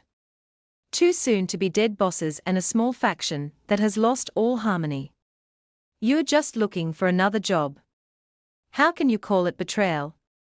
Just as he was gloating, a deadly voice and the laser sight of a sniper rifle appeared on his forehead. Is that so? Well, it's our 2 super cool bosses. How come we didn't know we were about to die? He was shocked. You 2 were locked in Silas's basement. Arya sneered and waved her hand. Her men stepped forward, pointing their guns at him, making him freeze. Instead of worrying about me, you should be worrying about your own life, Marcus. Let me guess. If all these bullets are fired at once, will your head explode like a sandbag? He panicked, not daring to make a sound. A few seconds later, he said, Arya, after all, I'm the one who watched you grow up. Just for the position of chairman, you'd kill the people who raised you. Now you want to kill me, too. Next. Are you going to kill everyone who trusts you the most? As he spoke, he winked at Silas. But Silas just stood there, ignoring his signal. He continued to signal frantically. This ruthless person, why would you still follow her? He cursed under his breath. What's wrong with Silas? Make a move. Why are you just standing there? Arya laughed. Are you winking at me to seduce me or something? Ha ha, nonsense. Just some dust in my eye. Oh, is that so? I thought you were signaling for your mole to make a move. Right. I forgot to introduce you to lure you into this trap. I had Silas intentionally feed you a lot of real information for the past half month. It wasn't easy for my brothers to cooperate in this act with you. Did you have fun during this time, Marcus? Marcus was so shocked his jaw dropped. How is that possible? You knew everything, Silas, how could this be? You betrayed me. Have you forgotten how I saved you from H? You were just a dog back then, and you've forgotten everything. You'd betray me for a woman. Silas smiled. Hey, why are your parting words so ugly? Everything you wanted. Didn't I help you get it? Now I just want you to die. What's wrong with that? He trembled with rage. You people. I, the great Marcus, have been played like a fool by you all. No more games. If so, then let's all die together. Let's all go to hell. Seeing him charge forward with a sword, both Damien and Silas were worried for Arya. Careful. Silas stepped in front of her to shield her. But before the sword could hit him, Arya blocked it with her gun. How could you? Everyone here has a gun. What's wrong? Why is everyone afraid of a man with a sword? Before Damien could say anything, Silas smiled. Because I was worried about Aerie. If Aerie dies, what will I do? Marcus said, do you dare to kill me? Most of the forces in the city and the fastest way to make money through drug trafficking are still in my hands. My men only recognize me, not money. You don't dare to kill me. He let out a loud echoing laugh. Then a gunshot rang out. Arya had shot him without hesitation. You talk too much. Sometimes death is better than life. After all, there are many ways to make a person wish they were dead. Marcus lay on the ground in a pool of blood, barely breathing. Arya said, come here. Our two young men obediently came over, glaring at each other. She called me. Arya said, Silas, you come here. Pick up the sword. Silas obediently did so. What does Aerie want me to do? Dab him. I want to hear him scream, admit his mistakes, and apologize. No problem. Leave it to me. Soon, a loud scream echoed through the night. You're cruel, Arya said to Damien. What are you unhappy about? Nothing. Arya moved closer to him. Looking through his unhappy expression, cold on the outside, but hot on the inside. I didn't let you do it because I was afraid of dirtying your hands. Silas is used to this kind of thing anyway. Hearing her say that, Silas froze. Damon, on the other hand, was happy. Really? Silas, already annoyed, stabbed the sword into Marcus even more frantically. Scream louder. Just then, a man in a wheelchair approached. That's enough, I said. That's enough. Silas, stop. If you keep torturing him, he'll die. Seeing this man, Silas recognized him as the former chairman, and Damien recognized him as his uncle. Arya approached from a distance. Smiling at him. It's been a long time. You finally showed up. The chairman said, Damien, Arya, long time no see. Damien said, so, you didn't die? You just deceived us. If Arya hadn't figured it out, were you planning to hide forever? A memory flashed back. Arya was talking to Silas about his cooperation with Marcus. What's going on? What's your relationship with the chairman? How much do you know about the truth of his death? Your questions are so sharp, Aerie, but unfortunately, I have to stick to our agreement. I can't tell you before the appointed time. Is that so? You're the chairman's man. Don't even try to deny it. Marcus never waits for what he wants and doesn't need to. In the basement, you had countless opportunities, but didn't make a move on us, which is enough to prove that Marcus is our enemy. Silas want to cooperate. Silas smiled and shook her hand. We've always been partners. Marcus, completely unaware, continued to praise the information Silas sent him. Back in the present, Damon said, if it wasn't for Arya's intelligence in figuring this out, were you planning to keep it a secret forever, letting her bear the name of your killer?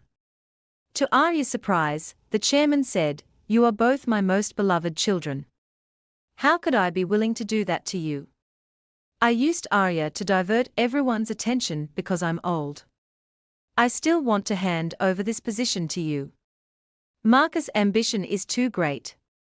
If I was still alive, he would eventually cause trouble. By leaving decisively and throwing the situation into chaos, you two would have a better chance. What do you think, old friend? You didn't expect this move from me, did you? Marcus was barely breathing, unable to curse even if he wanted to. Arya said, wait, I assassinated you. But clearly all her memories from her childhood with Damien and the chairman, who raised her, to being imprisoned in Damien's villa, to Damon saving her in the hospital when she